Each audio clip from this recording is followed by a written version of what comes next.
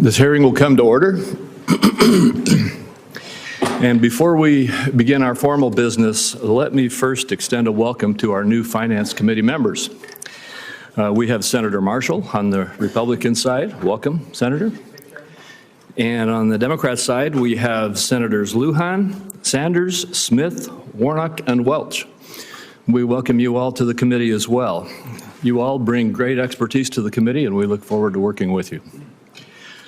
I'm also honored to lead this committee alongside Ranking Member Wyden.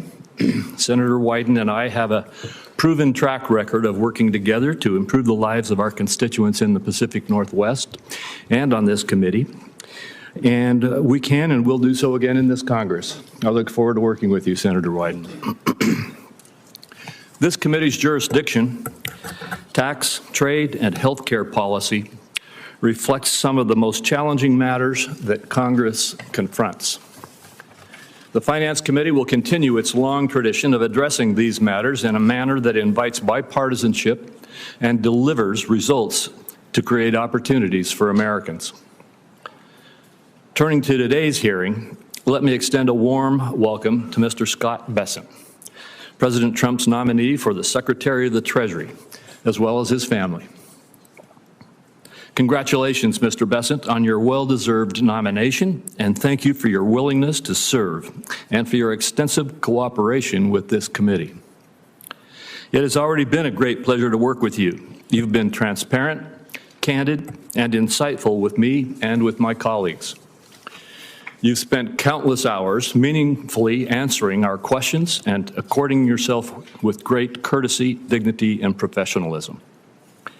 Throughout the committee's rigorous vetting process, and I think that our Finance Committee has the most rigorous process of any committee in the Congress, you have worked tirelessly to meet our long-standing diligence standard. It's clear that you followed applicable law and provided thousands of pages of documentation that substantiate your positions supported by major law and accounting firms. Thank you for your transparency and responsiveness throughout the Finance Committee's exacting process, and I look forward to continuing to work together with you.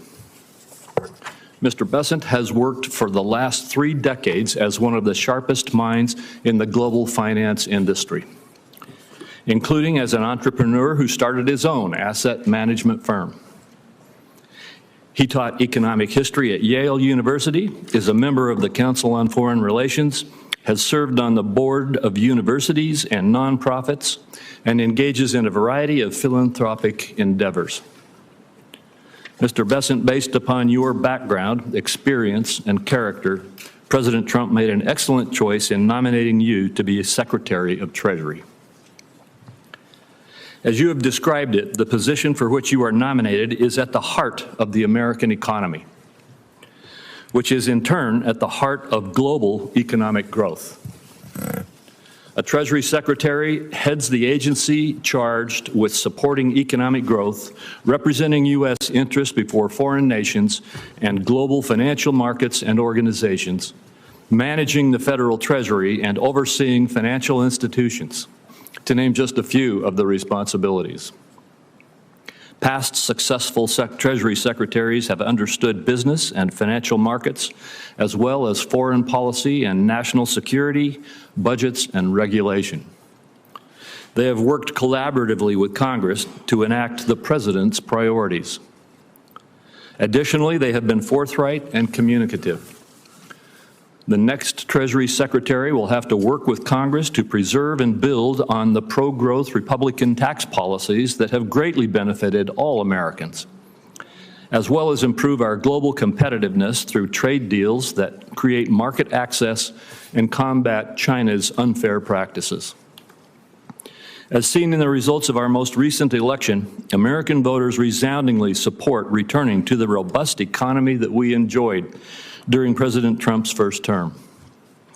If you're confirmed, I look forward to working closely with you to achieve these and other essential aims. Mr. Bessent, on behalf of my colleagues, I thank you for your willingness to serve and again congratulate you on your support and on your nomination, which I intend to support. With that, I recognize Ranking Member Wyden for his opening remarks. Thank you very much, Mr. Chairman, and I appreciate your introducing all the new members on both sides, and as always, your very kind comments about me. Very much appreciated. In a Trump economy, the winner's circle is small, and it's dominated by the ultra-wealthy.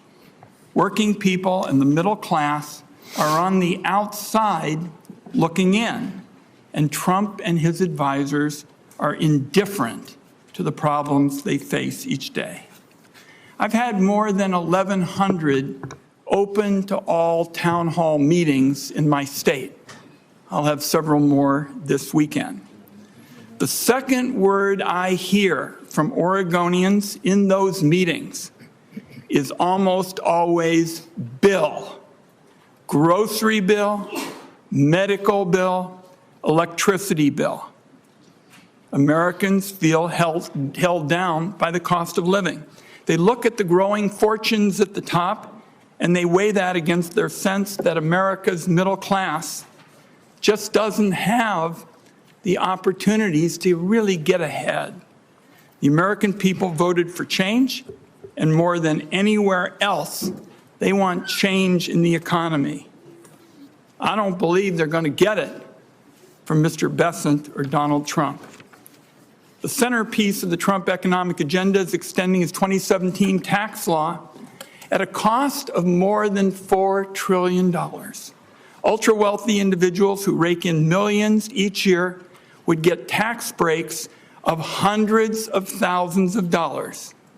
Families who live paycheck to paycheck would be lucky if they could just get enough to cover the grocery bill for a week. How does Donald Trump and Republicans plan to pay for their multi-trillion-dollar giveaways to the ultra-wealthy? For starters, they'll be offering across-the-board tariffs. And let's be clear about what that's all about. Trillions of dollars in new taxes paid for by working Americans and small businesses. And to me, the ultimate distillation of the Trump agenda is paying for tax breaks for the top by increasing child hunger, booting tens of millions off their health insurance, and laying off hundreds of thousands of manufacturing workers. It feels to me like a class war on typical American families. And the nominee, if confirmed, is going to be right in the middle of it. Donald Trump's going to be waging this class war instead of fixing what's broken about the tax code, which is there's a special set of rules that apply only to the ultra-wealthy. Make no mistake about it. Those ultra-wealthy people get to pay what they want when they want to, and often little or nothing for years on end. Mr. Bessent is a case in point. The taxes that fund Medicare are automatic for the vast majority of Americans. They come straight out of every paycheck. It's a civic duty that pays off as earned benefits down the road. But like a number of Wall Street fund managers, Mr. Bessent makes use of a tricky legal maneuver to opt out of paying into Medicare. It's a tax loophole that hurts Medicare, but benefits him to the tune of hundreds of thousands of dollars each year. Now, the Treasury Department has gone to court to argue that taxpayers taking this position are violating tax law. Make no mistake about that. That's not me making the judgment. That's the Treasury Department. They went to court to argue that taxpayers who take this position are violating the law. I believe it's a big conflict of interest if the nominee is confirmed. Either he and his lawyers take the position that Treasury policy doesn't apply to the Treasury Secretary, or he blesses a loophole that lets Wall Street titans blow off their fair share of Medicare taxes. This is exactly the kind of abusive scheme that leaves Americans feeling disgusted with the tax code.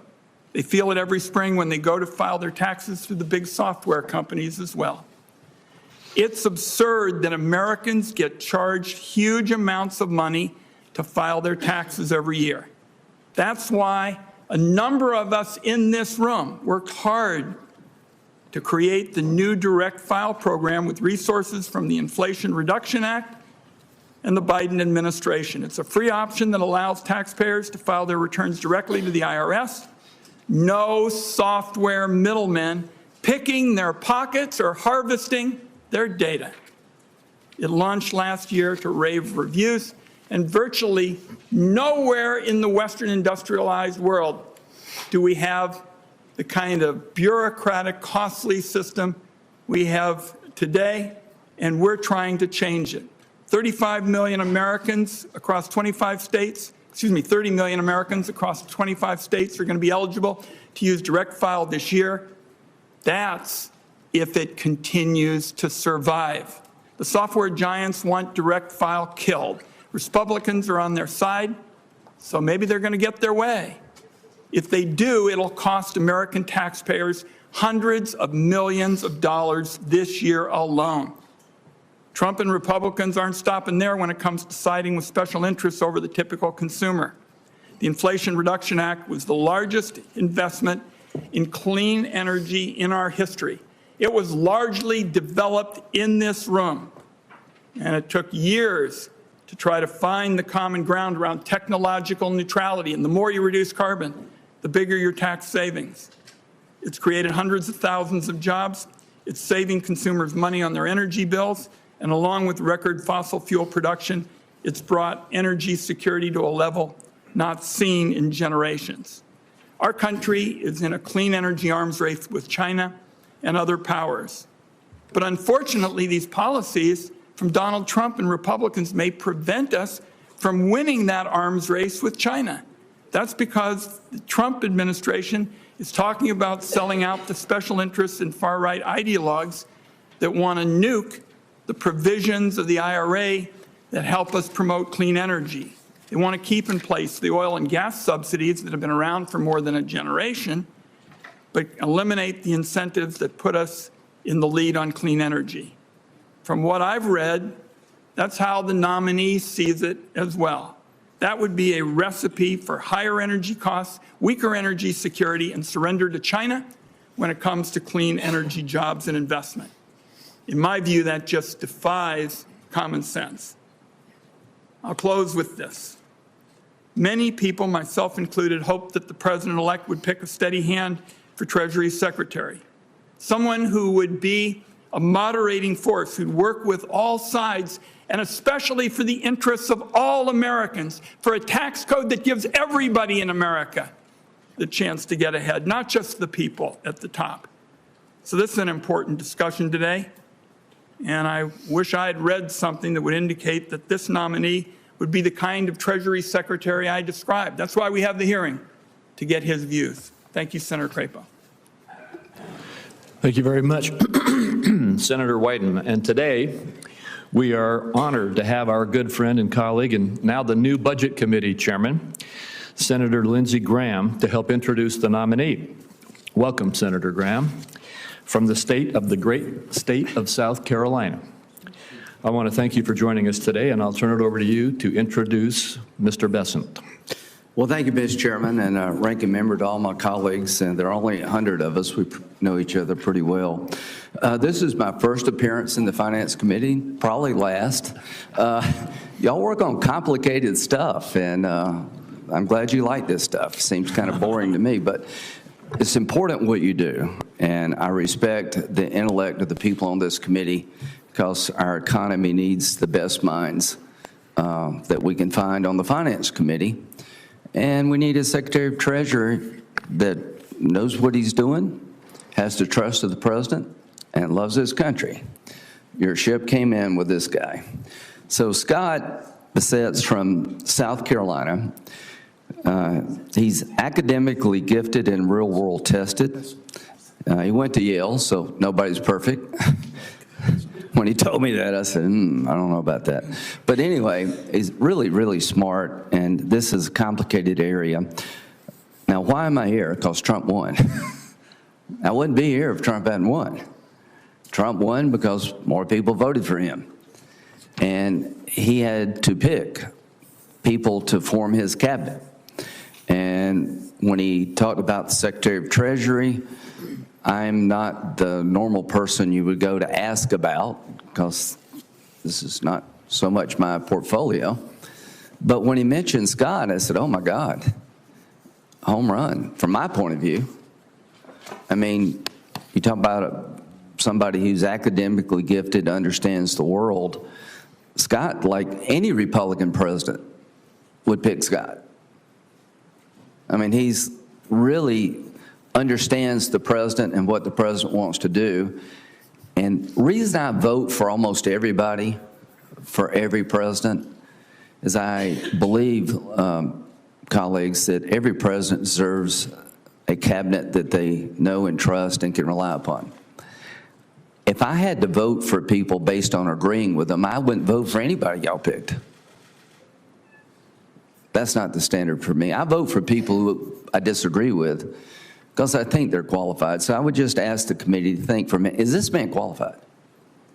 Does he have the background and the intelligence and the character to serve President Trump and our nation's Secretary of Treasury? I think by any reasonable test of qualifications, he excels beyond the bare minimum to the highest level of excellence. But that's just my opinion. So my goal here today is to tell you a little bit about him. You've heard from the chairman about his success in the financial world, about his academic qualifications. He was born in Little River, South Carolina. Why do they call it Little River? Because it's little, and it's a river. It's in Horry County. How many of you heard of Myrtle Beach? Most of you. Well, this is somewhere between Conway and Myrtle Beach.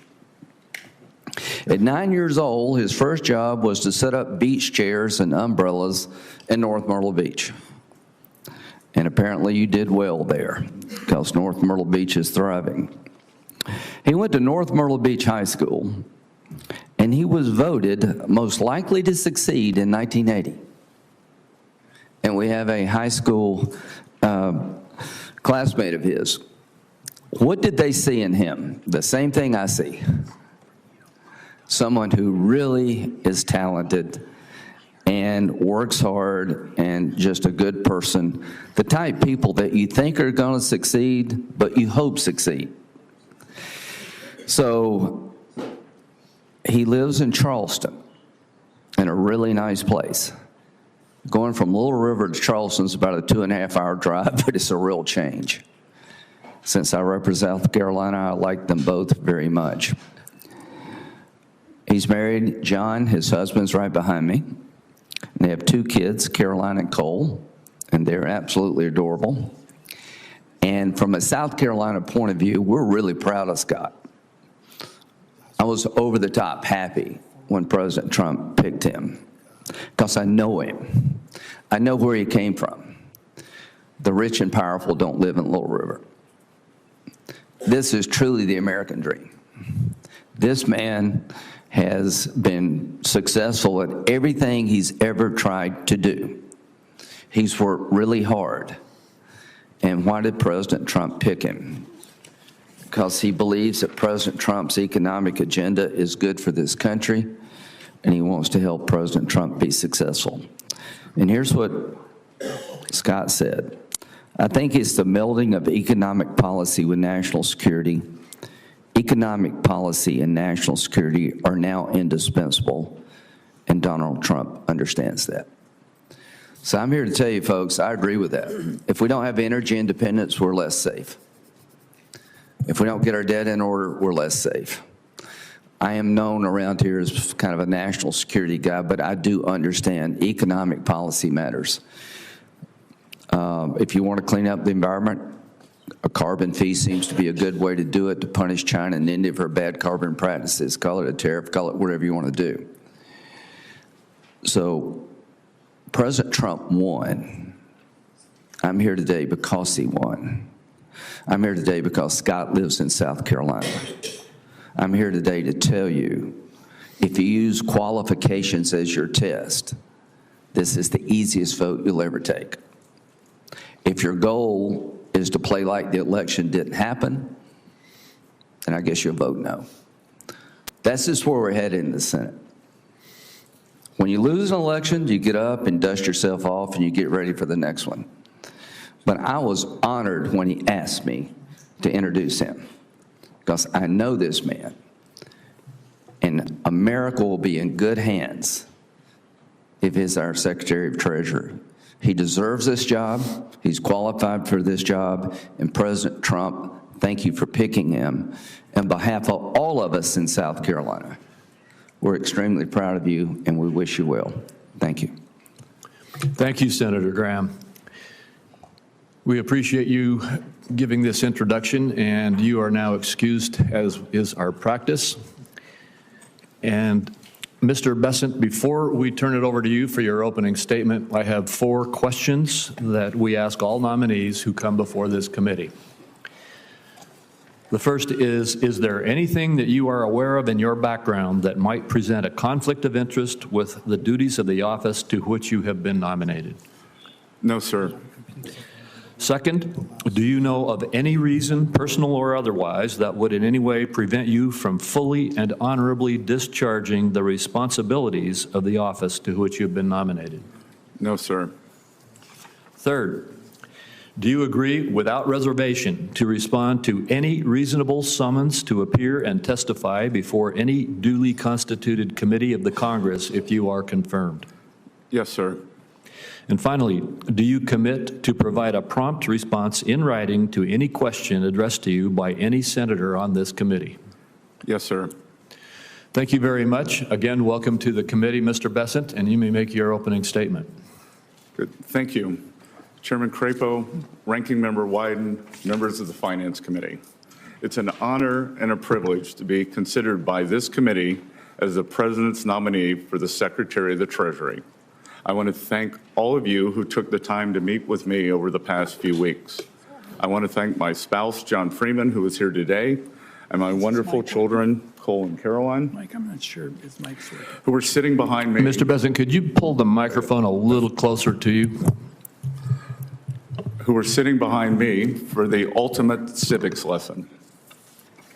I want to acknowledge 3 people who couldn't be here today. My 98-year-old mother-in-law, Celine Freeman, a World War II French war bride of an American soldier who lives with us in Charleston, South Carolina, making for a 3-generation household. My sister, Paige McLeod Bessent, who doesn't like crowds and prefers the mountains of South Carolina to large cities, and my recently deceased sister, Wynn Bessent, who worked tirelessly as a public defender in one of South Carolina's poorest counties. I also want to thank President Donald Trump for having placed his trust and confidence in me for such an important role in his administration. While I've met with many of you, most Americans watching at home will be unfamiliar with my background. I have been blessed with a fulfilling and successful career, but my presence here today was far from predetermined. I was born and raised in the South Carolina Lowcountry. My father fell into extreme financial difficulty when I was young. When I was 9 years old, I started working 2 summer jobs, and I haven't stopped working since. I eventually made my way to Yale. I accepted my first internship in finance because the job came with a pull-out sofa in the office to sleep on, which allowed me to live in New York City rent-free. I've been involved in the financial markets ever since. I've been fortunate enough to work with some of the world's greatest investors in a career that has taken me to almost 60 countries over 40 years. My life has been the only in America story that I am determined to preserve for future generations. Today, I believe that President Trump has a generational opportunity to unleash a new economic golden age that will create more jobs, wealth, and prosperity for all Americans.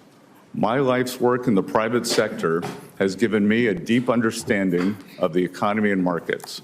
And while this experience will be invaluable in crafting economic policy, I have long adhered to the principle that you should know what you don't know and lean on those who do.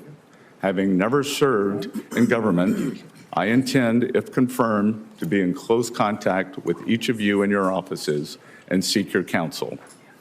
The Treasury Department plays a critical role in protecting American national security.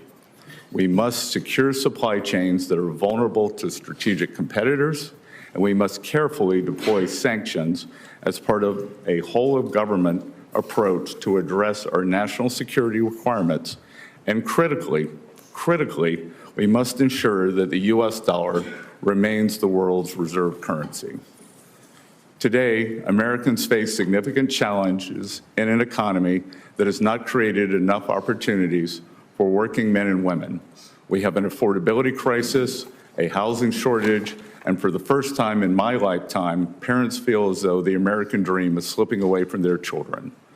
The federal government has a significant spending problem, driving deficits that have averaged an historically high 7% of GDP during the past 4 years. We must work to get our fiscal house in order and adjust federal domestic discretionary spending that has grown by an astonishing 40% over the past 4 years. Productive investment that grows the economy must be prioritized over wasteful spending that drives inflation. As we begin 2025, Americans are barreling towards an economic crisis at year end. If Congress fails to act, Americans will face the largest tax increase in history, a crushing $4 trillion tax hike. We must make permanent the 2017 Tax Cuts and Jobs Act and implement new pro-growth policies to reduce the tax burden on American manufacturers, service workers, and seniors. I've already spoken with several members of the committee, as well as leaders of the House, about the best approach to achieving these important goals together. As President Trump has said, we will unleash the American economy by implementing pro-growth regulatory policies, reducing taxes, and unleashing American energy production. The breadth and depth of our capital markets, along with predictable pro-growth tax policy and smart updated regulation, will continue to make America the most popular destination in the world for starting, growing, and taking public a business. And as we rebuild our economy foundation for the next generation of American competitiveness, we must use all the tools available to realign the economic system to better serve the interest of working Americans. For too long, our nation has allowed unfair distortions in the international trading system. President Trump was the first president in modern times to recognize the need to change our trade policy and stand up for American workers. If confirmed, I look forward to working with President Trump and members of this committee just that. Members of the committee, these are just some of many important goals that firmly believe that if confirmed and with your counsel and support, we can usher in a new, more balanced era of prosperity that will lift up all Americans and rebuild communities and families across the country. I humbly thank you for your consideration and am eager to take your questions. Thank you, Mr. Bessent. Before I begin my questions, I want to reemphasize how appreciative I am of your diligence in the process that we've gone through vetting here in the Senate. I appreciate the more than 3,000 pages of supporting material you've provided, as well as the countless hours you and your staff have offered to respond to questions from members of this committee. Let me be clear. You followed all of the applicable law and met the committee's long-standing diligence standard. Your process matched that which has applied to nominees in every previous administration. And I want to go in my first question to you to the Tax Cuts and Jobs Act, which Senator Wyden and I have both mentioned already, and you've mentioned in your remarks. The attack on this statute, this law, which is law, I remind everybody it is the law now, it was passed in 2017, is that it was a tax cut for the wealthy. I appreciate you, Mr. Bessent, noting that it will be a $4+ trillion tax increase if we do not extend this law. And a point that I would remind all of my colleagues is that if that $4+ trillion tax increase happens, It's not just going to be something that impacts the wealthy. It is 2.6 trillion of it. The majority of it falls on people who make less $400,000 for a family with two taxpayers, for under $400,000 per year. That's the number that President Biden chose to say he wanted to protect it. 2.6 trillion of this tax cut hits those making less than $400,000. Moreover, massive amounts of it hit pass-through entities, small businesses across this country. This is not a tax cut for the wealthy that we're talking about. It is a tax increase on all Americans, the majority of whom are in the lower and middle income categories. My question to you is, one of our pivotal tasks is to make sure that this tax increase does not happen. Can you give us your perspective on the impact that would occur in this country if we allowed this $4 trillion tax increase to happen? Senator Crapo, thank you for this, and thank you for the meetings over the past few weeks. I've enjoyed working with your staff, and this is the single most important economic issue of the day. This is pass-fail. That if we do not fix these tax cuts, if we do not renew and extend, then we will be facing an economic calamity. And as always, with financial instability, that falls on the middle and working class people. We will see a gigantic middle class tax increase. We will see the child tax credit halved. We will see the deductions halved. So it will be what we call in economics, it has the potential for a sudden stop. And as I said, traditionally with these sudden stops, it falls on working Americans. Thank you. And I would just say to you, you may be aware of this, but the Tax Foundation has indicated that if we do sustain these tax cuts and protect them from expiring and stop this tax increase, that the extension of this policy would increase the growth of the GDP in the United States by 1.1% over time. Similarly, and I don't know how they came up with the same number, but the National Association of Manufacturers indicates that if we don't extend this tax relief, that there will be a 1.1% reduction in growth of jobs and development in our economy. It seems to me that as we are talking about what to do for America, that protecting America from a 1% reduction versus a 1% growth in GDP is a critical objective. Could you just give a little bit of perspective? I know you've just answered this question in another context, but could you just give a little bit more perspective on those kinds of dynamics? And I'm sorry, I'm going to try to keep to 5 minutes, and we've only got about 15 seconds left of mine, and I want to be sure everybody else stays on time, so I will too. Could you quickly respond? Well, Senator, I would just say that we saw the power of these tax cuts in 18, 19, and going into January of 20 before they were interrupted by COVID, and the great success that we had. Thank you. Senator Wyden. Thank you very much, Mr. Chairman. Let me say to the nominee, I've got 4 questions that I'm going to ask, and if we both can keep it brief, I think we can get to all of them, because I think it really frames for us what the debate is all about. I'm going to start by talking about the future of direct file. This is the program that helps our people who choose it to save hundreds of dollars when they file their tax return. Last year, the IRS launched it.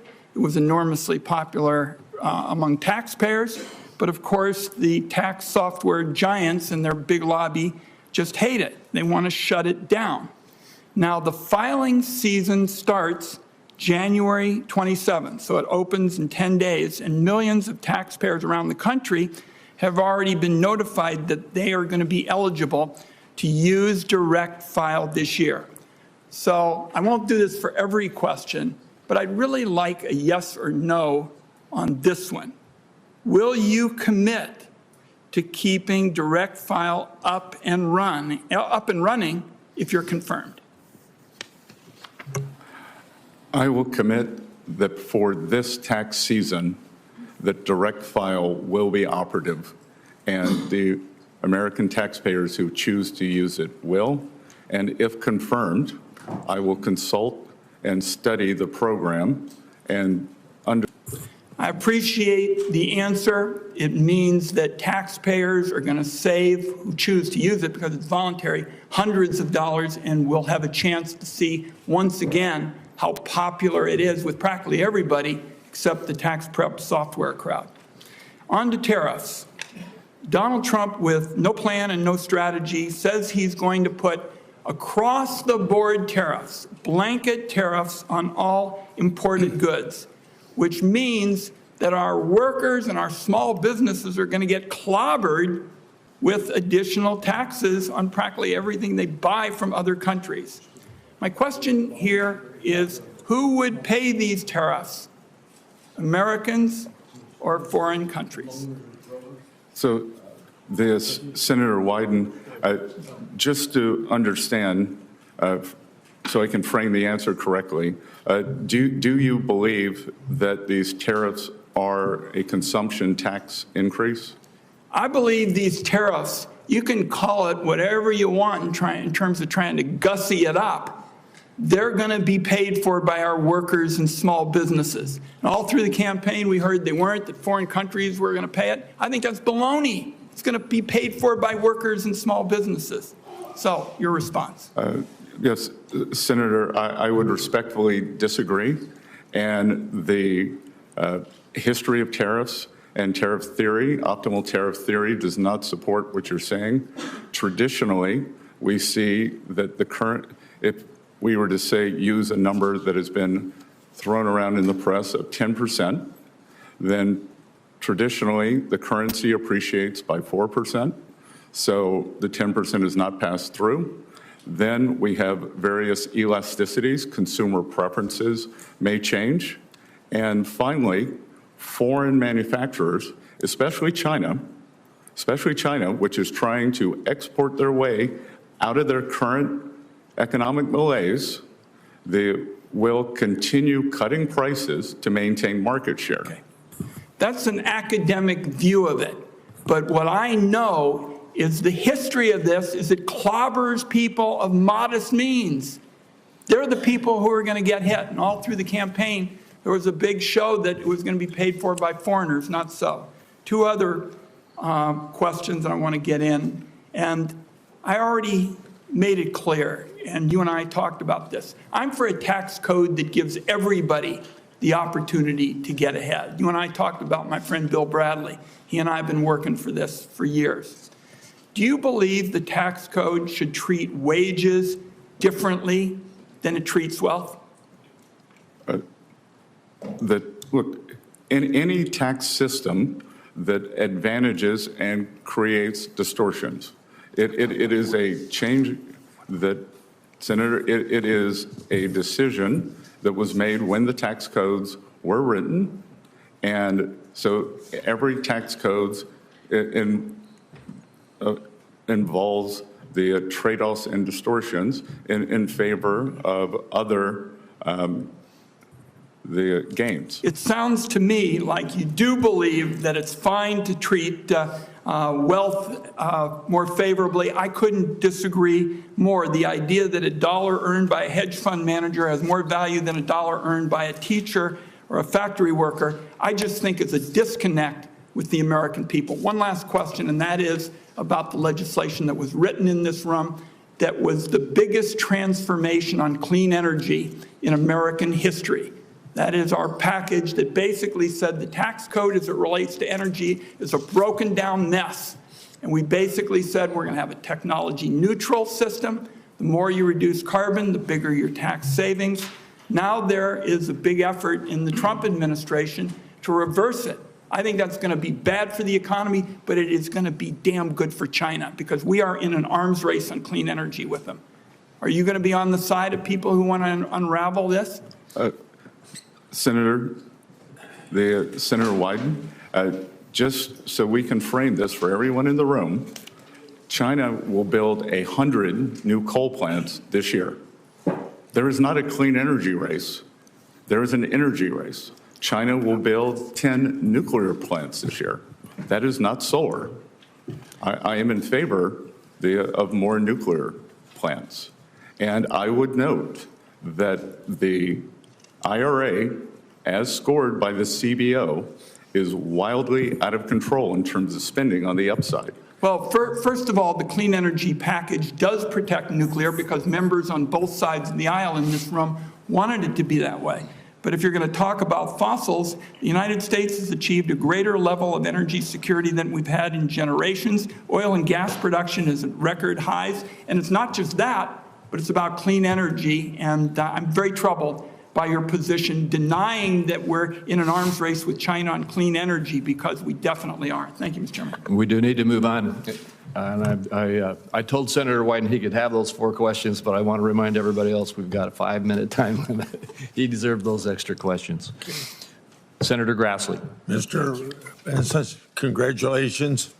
I want to start out with where you and I talked about something in my office, and you remember that tongue-in-cheek comment I made to you that you're going to be asked by the chairman, will you answer all of our letters?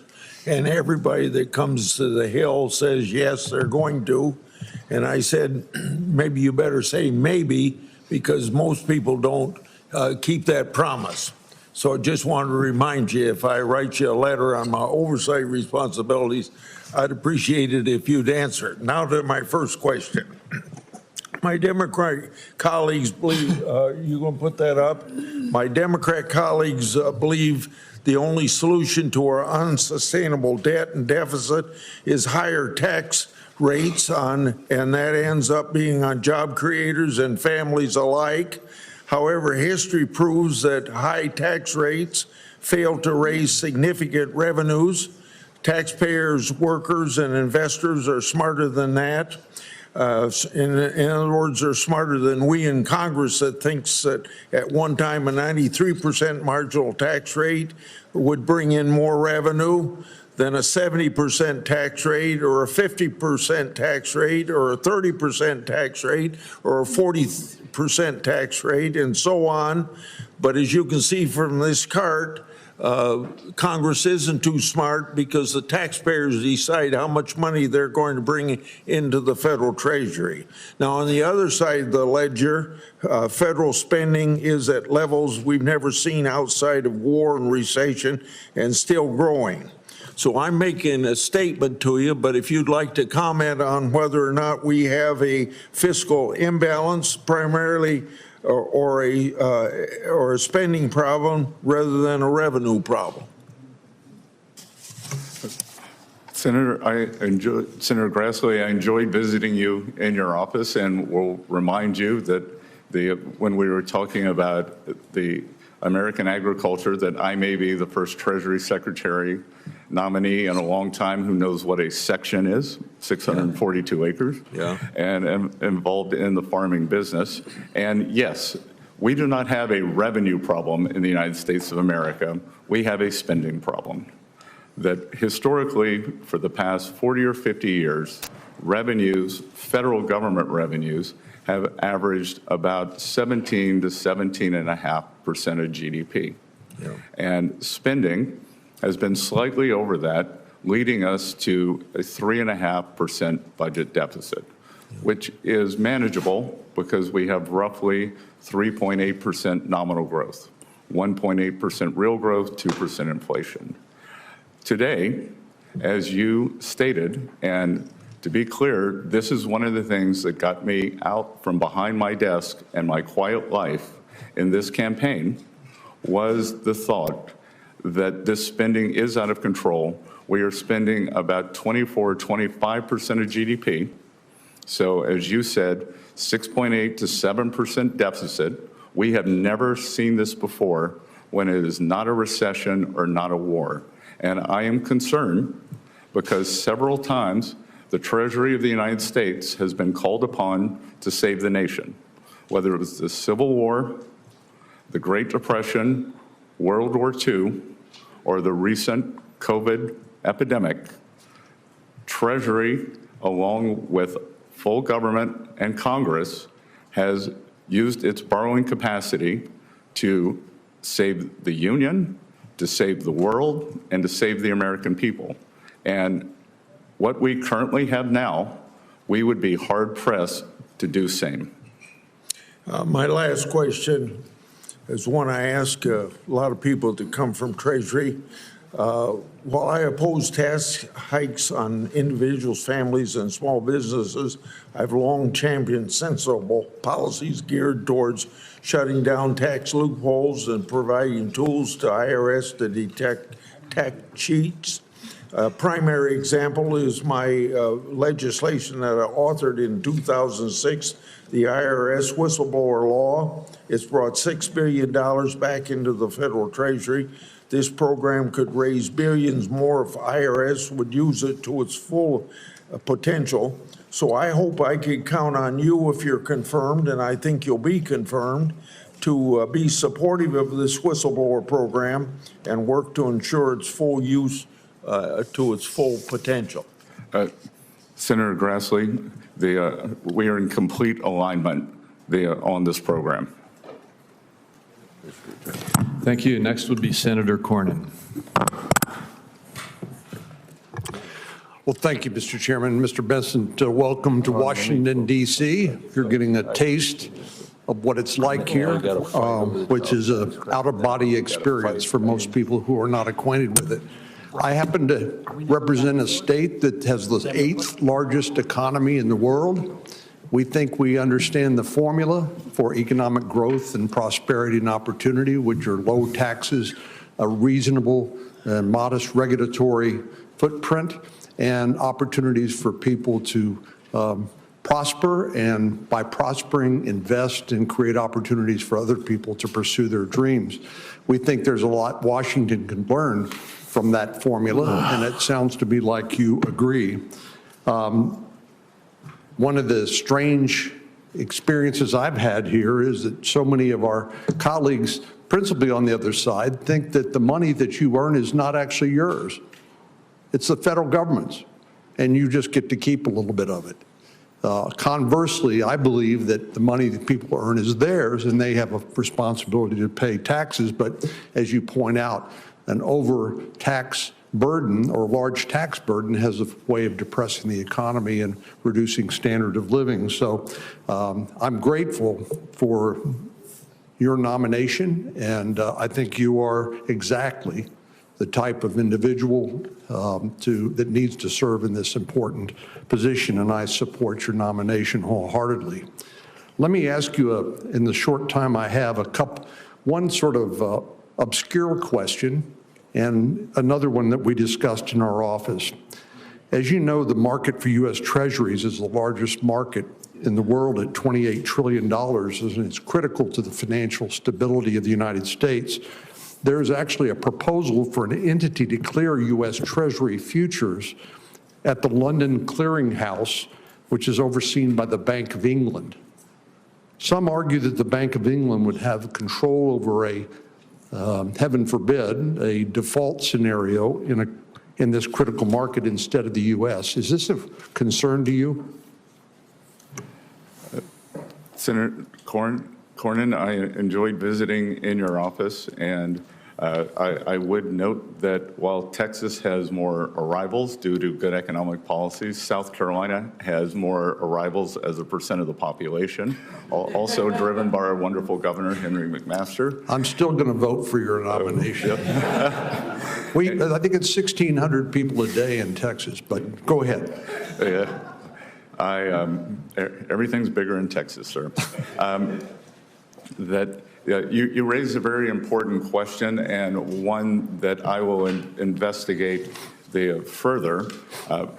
I was unaware until the past few days of this with the new exchange. What I can tell you is, as a student, a professor of economic history, that it is important for the U.S., for U.S. Treasuries, for us to be able to resolve any stress issues in the market in the U.S. We saw during the Lehman Brothers bankruptcy that many of the problems emanated from the UK subsidiary. So this is something that, thank you for bringing this to my attention. And my inclination is that the resolution authority must lie here in the U.S., but I will get back to you in writing with an answer on this if confirmed. Thank you. You appropriately mentioned China as one of our biggest challenges. While I believe in free and fair trade, we know that some countries, principally the PRC and the Chinese Communist Party, don't play by the rules. Over the years, by some estimates, U.S. investments in Chinese companies have totaled $2.3 trillion in market value. That was at the end of 2020. That included $21 billion. These are American companies investing in China.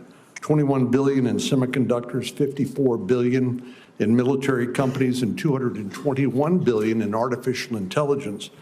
So it's pretty clear to me that U.S. investments have fueled China's economic growth, which has allowed them not only an increased standard of living, which is great for the Chinese people, but problematically, it's also allowed them to modernize their military and now threaten the peace in the Indo-Pacific and beyond. As we discussed, I've introduced a bill that would require transparency of American companies investing in China. And of course, the entity that would receive the reports from American companies that do that, and since it's strictly a reporting requirement, would be Treasury. What's your view of an outbound investment transparency requirement? Senator Cornyn, I believe that, as we discussed in your office, this is a very important issue. That the Chinese economy is the most unbalanced economy in the history of the world. They are using their surpluses to fund their military machine in China, and I'm not going to try the Mandarin pronunciation for the sake of everyone in the room, but there is a phrase that is two words: military industrial, and military always comes first. So we should understand that, and that we should have a very rigorous screening process for, as you identified, anything that could be used in AI, in quantum computing, in surveillance, in chips, that the U.S. has the lead, and we must make sure that we maintain it through smart policies such as you and I discussed. Thank you. We need to move on. Senator Bennett. Mr. Bessent, thank you for being here. Mr. Chairman, congratulations on your position. We look forward to working with you, as I always have. Mr. Bessent, thank you for your willingness to serve. We are at the beginning of what's going to be a vigorous conversation about the country's fiscal health. You've described our deficit as alarming, and yet you are here with the same Trump tax policy that has burdened the American people with another $2 trillion of debt that their kids and grandkids are going to have to pay back. And despite the conversation we've heard over here, clearly, the distribution of it was deeply, deeply, deeply unfair. 50% of it went to the top 5% of Americans, 75% of it, if you add the SALT, which even the Wall Street Journal won't support because it's so unbelievably outrageous, will go to the wealthiest 5% of Americans. The tax policy is one that's hard. It is, for some reason in this room, it makes sense to people. In America, I don't think there's been a mayor in the history of the United States whose tax policy has been to go to the people of New York City or of Atlantic City or even of Mar-a-Lago and said to them, I have an idea. I'm going to borrow more money than we have ever borrowed in the history of that community, and I'm going to spend it. And I would say, well, geez, I'm worried about that. I don't want us to borrow a bunch of money without knowing what it's going for. What is it going for? Is it going for schools? No. Is it going to compete with the Chinese in their defense? No. Is it going to pay for parks? No. Is it going to deal with the mental health crisis that we have in America? No. Is it going to pay to secure our border? No. What are you doing with the money, Mr. Bessent? What were you doing with the money, Mr. Mnuchin? What are you doing with the money, Mayor, in America? The answer is we are going to give it to the richest people in America, the richest people in our community, and expect that somehow that's going to trickle down to everybody else. That has been the Trump tax policy since the day he showed up, and no mayor in America would ever, with a straight face, say that's what they should do. And in fact, no America in history has done that. But to add insult to injury, you sit here, and Mr. Mnuchin sat here at his time and said, it's all going to be paid for by economic growth. We know that's not true. We know it costs $2 trillion. So while the benefit of the richest people in America, the cost is being borne by the children of working people all over this country. And that's what's going to happen now. It's $4.6 trillion this time, not $2 trillion. And then you come here, and this is my question, Mr. Bessent, and you sneak into your opening statement that we have a spending problem, and what we have to focus on, as you said, is discretionary spending after your crocodile tears about how China is outcompeting us. And as you know, because you're a smart person, and you've spent a lot of time on Wall Street, just like your predecessor did, discretionary spending is about a third of our overall spending. 17% of what we spend is domestic.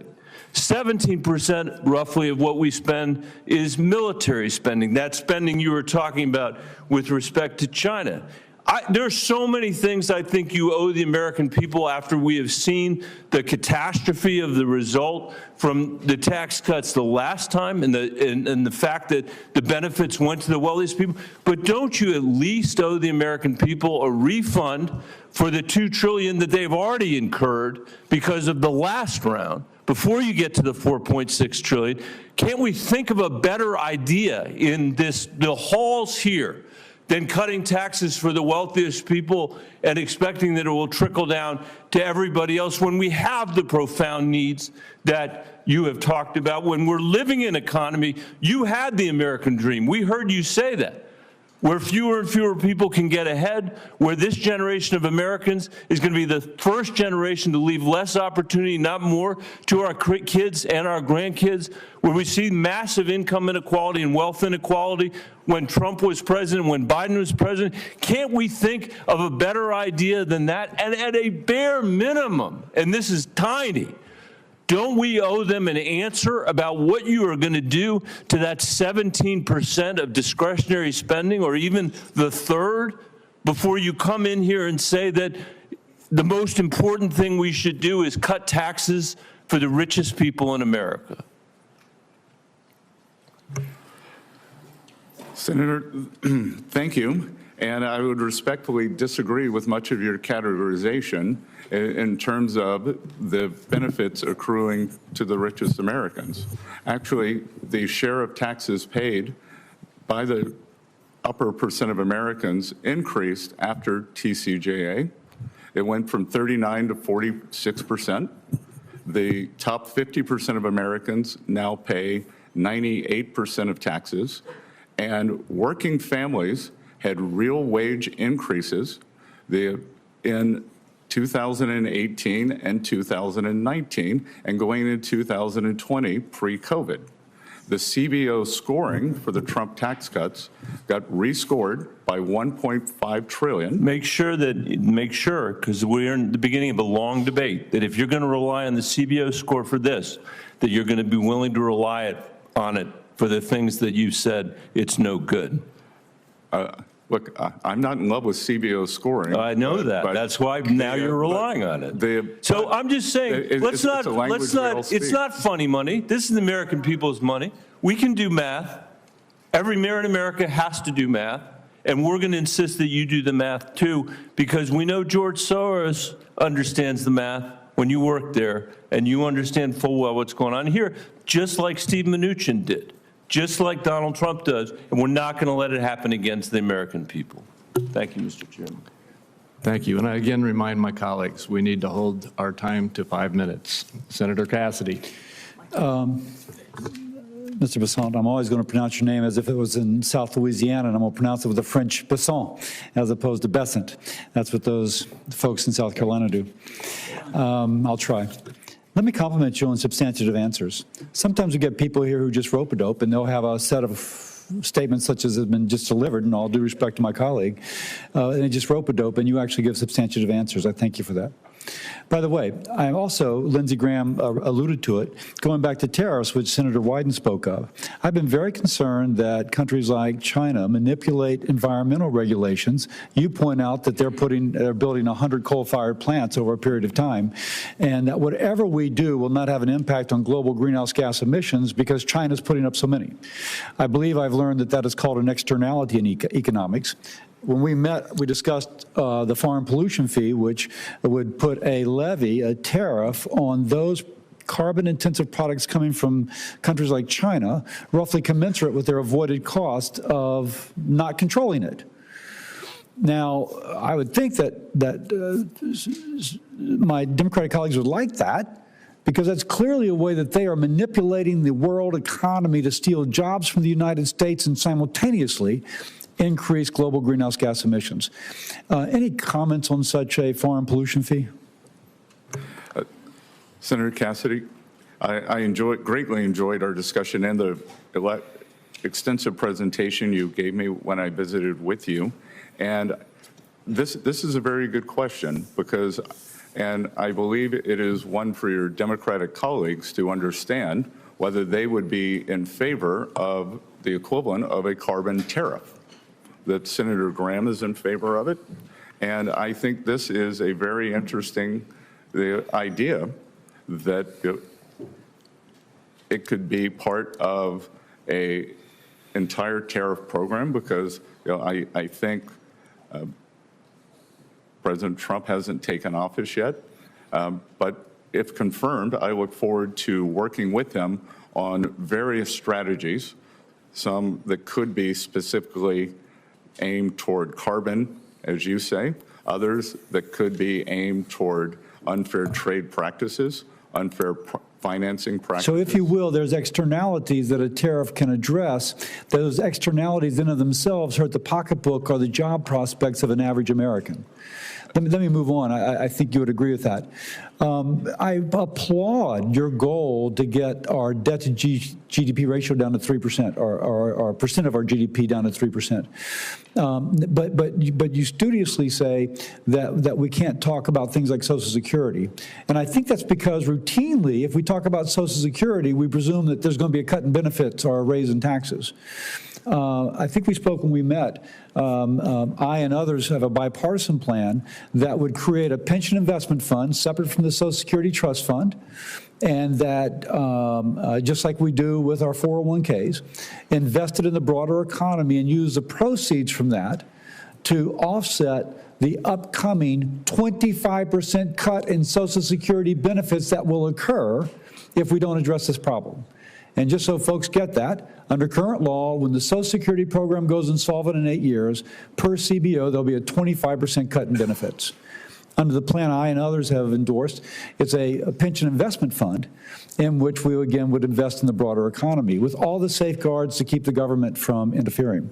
I mention that because it seemed that your thoughts about that concept, I think they spoke about it as sovereign wealth. I'm speaking about it as a fund to bail out social. Not, by the way, all risk borne by the fund, none of the risk borne by the beneficiary. She would get her scheduled benefits. What are your thoughts on that? So, Senator Cassidy, first of all, I want to emphasize that President Trump has said that Social Security and Medicare, they will not be touched.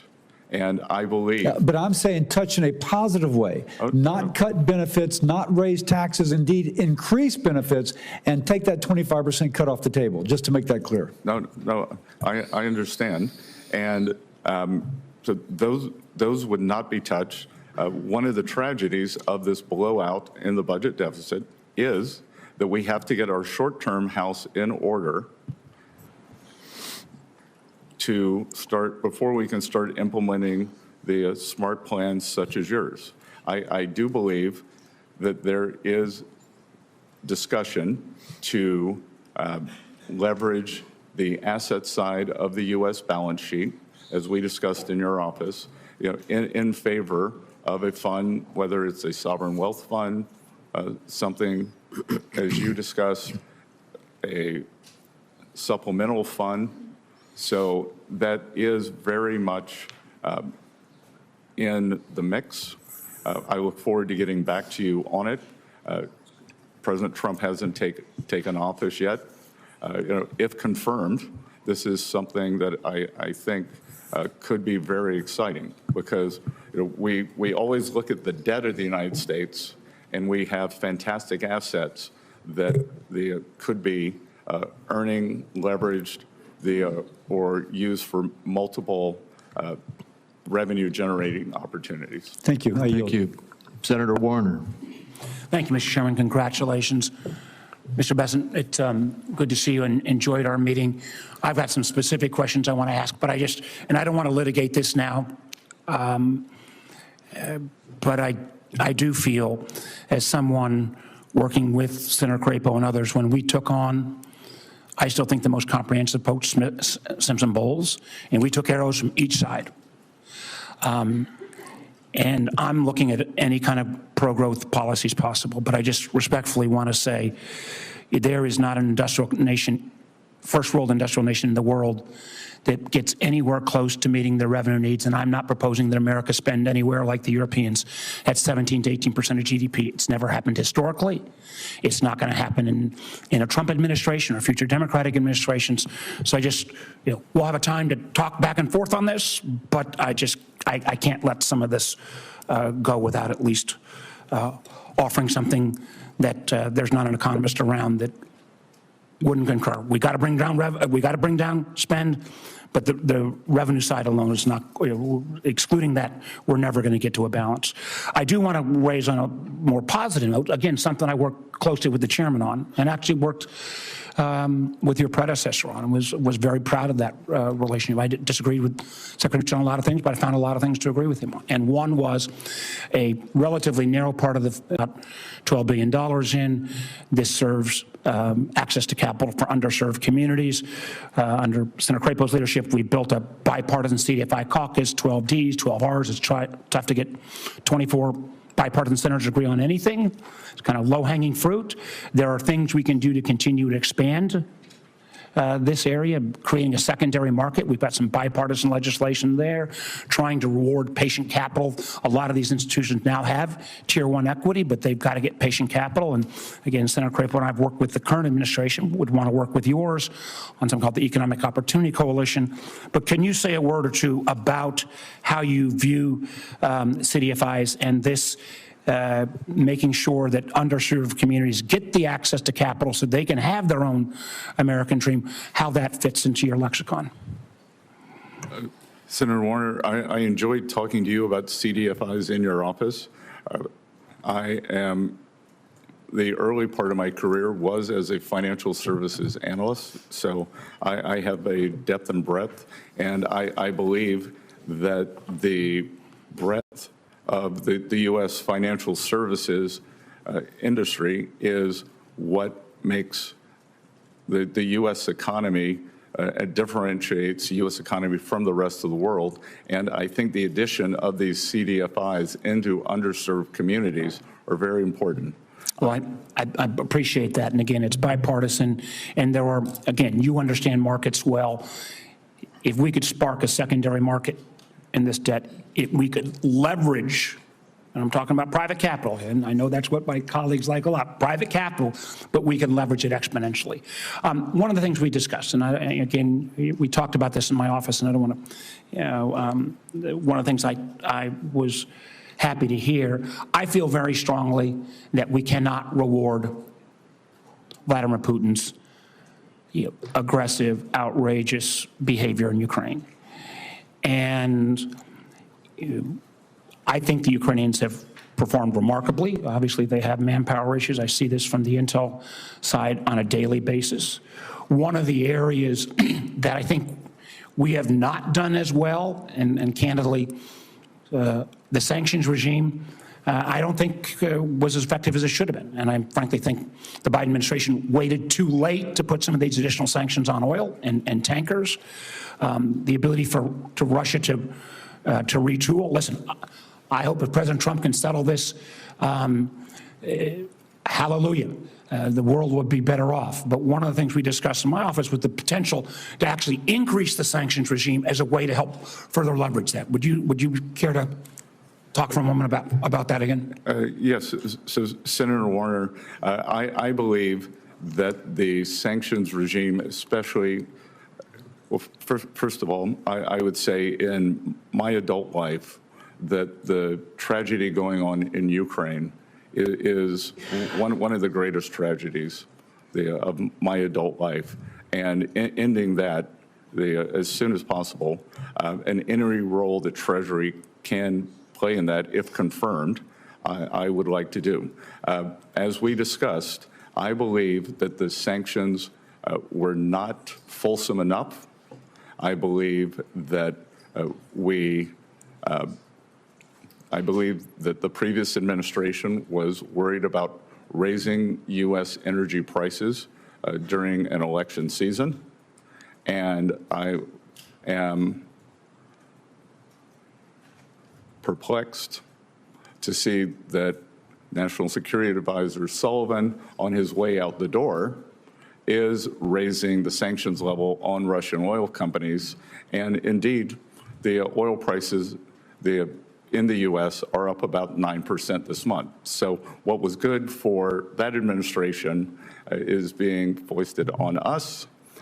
But having gone from, I think, low-level sanctions to mid-level, that if any officials in the Russian Federation are watching this confirmation hearing, they should know that if I'm confirmed and if President Trump requests, and as part of his strategy to end the Ukraine war, that I will be 100% on board for taking sanctions up, especially on the Russian oil majors, to levels that would bring the Russian Federation to the table. And I will only take 30 seconds. Let me just get 30 seconds. Thank you for that, because I think it's important that we don't take these tools out of the toolkit. We can litigate what the past administration did and when they did it, but increasing pressure on Putin to bring about a resolution, I very much appreciate your willingness, and I hope you will be an advocate for keeping those sanctions on and actually advancing them even further. Thank you, Mr. Chair. Thank you, Senator Warner. Senator Langford. Thank you, Mr. Chairman. Mr. Bessent, good to see you again. Thanks for the time in the office to be able to talk through a lot of these details as well. I was interested to be able to hear your statistic you shared earlier that after the Tax Cuts and Jobs Act of 2017, now we've had several years to be able to see what happens. And now I believe the statistic you gave is the top 50% of earners in America now pay 98% of the taxes. Did I hear that correctly? Because I've heard over and over again that it is only the wealthy, only the big companies that get it. I would encourage, quite frankly, every Oklahoma company that's a small business to ask their CPA this year when they're filing their taxes, what if the Tax Cuts and Jobs Act expires next year? What would my taxes be next year? And have small business owners ask that question of their CPA, and I think they will be quite surprised, based on all the rhetoric, to say this is only about big companies and wealthy people, that every small business will quickly find out, oh, it's them as well. It'd be the same thing on the child tax credit. If Tax Cuts and Jobs Act goes away, it gets cut in half in the child tax credit, and all the inversions that were happening under the Obama administration, where American companies were being bought up by foreign entities, now that's actually switched. Now American companies are buying foreign companies, and those jobs are coming here. So there's been a tremendous amount of benefit in that. The one challenge that we've had on this committee has been a conversation with Janet Yellen about Pillar 2. And it started really 4 years ago now, 3 years ago, where the conversation was about, well, we really don't need Congress to act on this. We feel like we can do unilaterally. We can change America's tax policy for all businesses in America. And now in the last year, they've shifted to say, well, we're going to have to come back to you at some point to be able to get this. In the meantime, a deal has been negotiated that literally helps European countries and hurts the United States on this. And they negotiated a deal that exempts China from being affected by this at all. My question to you is, Are you going to engage on this issue of Pillar 2? Number one, have this committee involved in writing taxes, which seems to be consistent with the Constitution. And then what is your message to other countries if they try to implement Pillar 2 on American businesses? Thank you, Senator. As we discussed in your office, Senator Langford, that I believe that any, especially European country, but any country that in the next few days before President Trump takes office is intent on implementing Pillar 2 will find it a grave mistake.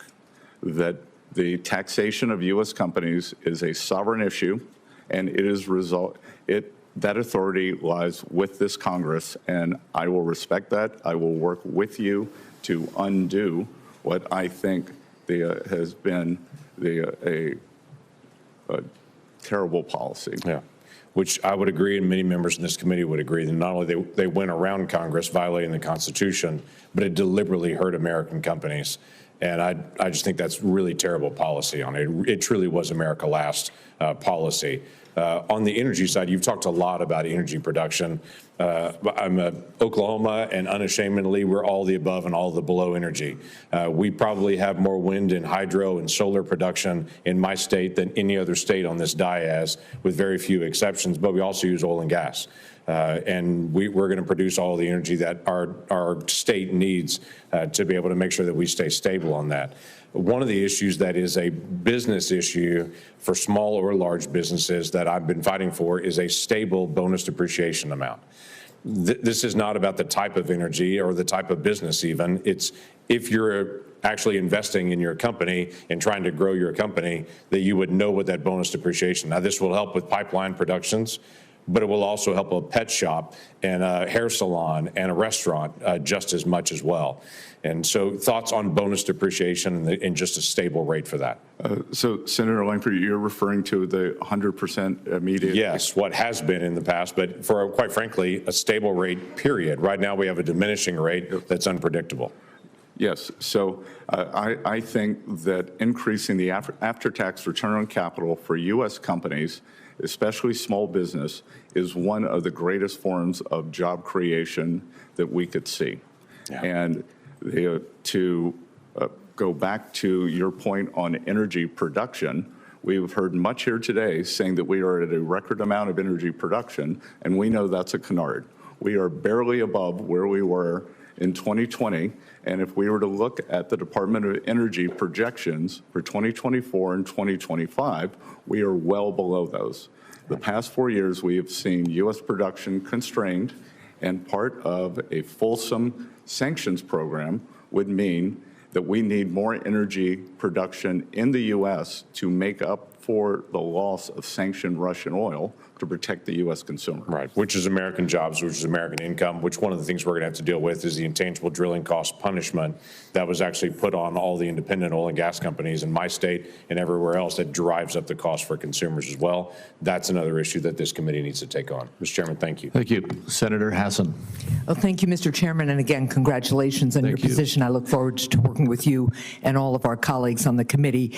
And thank you, Mr. Bessent, for being here. Congratulations on your nomination and for your willingness to serve, and welcome to your husband and children as well. We are grateful for their willingness to share you with the country. I appreciate you meeting with me in this process and sharing your priorities at Treasury if you are confirmed. And I want to follow up on some of those topics today. I also just want to associate myself with the comments of my colleagues, Senator Bennett and Senator Warner. I certainly believe we need to cut taxes for working people, and we need to make sure the wealthiest pay their fair share. And with regard to Senator Warner's comments on sanctions, you mentioned if Vladimir Putin is watching this hearing. He's not the only one watching this hearing. China is watching this hearing, and we have talked about the importance of making sure that we are not only competitive but outperforming China for economic purposes as well as for national security reasons. And as important as a resolution in Ukraine is, history tells us that appeasing tyrants at the expense of freedom fighters never works. And it is critically important not only for the Ukrainian people and for the freedom of all of us, but it is important because China and North Korea are also watching what we do and watching this hearing and how we will go forward imposing sanctions. To turn to some of the topics that we discussed when we met in my office, the research and development tax deduction was one of them. It's critical to helping us outcompete countries like China. Currently, China provides a 200% super deduction for R&D, while American businesses can only immediately deduct 10% for R&D. I've worked with Senator Young on a bipartisan effort to restore the full and immediate R&D deduction. So do you support restoring the full and immediate R&D deduction? Will you work with me and my colleagues to get this across the finish line in Congress? Senator, I enjoyed the meeting in your office. I am not fully versed in this, but my inclination is that this is something that I would support, and I will get back to you, if confirmed, I will get back to you very quickly on it, and we'll make it a priority. Do you agree it's an important tool for American companies to improve their competitiveness? Yes, Senator. Thank you. One of my other top priorities is working on a bipartisan basis to lower costs for families. Under President-elect Trump's policies, do you believe that prices for families will go up or down? I believe that inflation will be much closer to the Federal Reserve's target of 2%. And I believe that what we have seen over the past few years is that the bottom two income quintiles have a very different basket of goods and services. So there are two ways. We can either lower cost or we can get real wages up. I would hope that we would be able to do both. So you believe that President Trump's policies will further increase wages and lower inflation? I believe that they will increase real wages and lower inflation closer to the Federal Reserve's 2% target as it did during President Trump's first administration. Are there any specific policies proposed by the president-elect that you expect will increase prices for families? There's nothing I can immediately think of. So that's a no. If the president-elect were to propose a policy that you believe will increase prices, would you advise against it? I would speak to President Trump about it. It is his decision. And I believe that we think that if we look back, that it is a complete composite return in terms of aggregate inflation numbers, and I think it's very difficult. Well, if you believe, I have limited time, so if you believe that a policy that is proposed by President Trump would increase prices, would you advise him against doing it? Yes or no? I can't answer that question because it's a hypothetical. All right, let's move on to, when we met prior to the hearing, you told me that President Biden was responsible for increased prices over the past 4 years, something we can litigate, but I don't want to right here. By the same token, I assume you would agree that if prices increase in the next 4 years, President-elect Trump would be responsible. I think there could be a variety of reasons. I think that it could be we will see the policies of the Federal Reserve, the spending policies. Congress sets the spending policies. So, look, I'm going to cut to the chase because I'm out of time. But at the end of the day, what you're articulating is a double standard, and it's disappointing to me. Thank you, Mr. Chair. Thank you. Senator Daines. Chairman, thank you. Mr. Bessent, good to have you here this morning. I think we're seeing here in this committee is we really do have a divide between two very different philosophies about how to go forward and what's best for the American people in this economy and what's best for global competitiveness. I remember sitting right in this chamber as we were debating whether or not we should launch the multiple trillion-dollar massive spending bills, which is a $2 trillion COVID bill, the Inflation Reduction Act, massive multi-trillion-dollar bills that even Democrat former secretaries of Treasury said could be inflationary, and indeed it was. You compare that outcome to what we are going to return back to the policies of the prior Trump administration, that when you lower taxes for businesses and the American people, you create more tax revenue, you create more economic activity, you create more wage growth, particularly for minorities as well. And you start to get back into winning in terms of global competitiveness. We stopped the inversions. It was absolutely like, boom, went from multiple inversion to zero once we move forward with this. And I couldn't be prouder of what we did boldly back during the Trump administration. We tried to fight against during this administration, these massive out-of-control spending bills that were inflationary, and the American people suffered greatly with these high levels of inflation, higher mortgage rates, and so forth. And so I'm glad to have you as our next Secretary of Treasury work with you to restore sanity back to where we were under President Trump. So congratulations on your nomination and your willingness to serve. With the expiration coming of these tax rates, we're facing a $4.3 trillion tax increase if we don't act this year. As we begin drafting this bill, and I applaud Chairman Crapo, he brought us together as ranking member last year prior to getting the majority back, anticipating we might have this moment.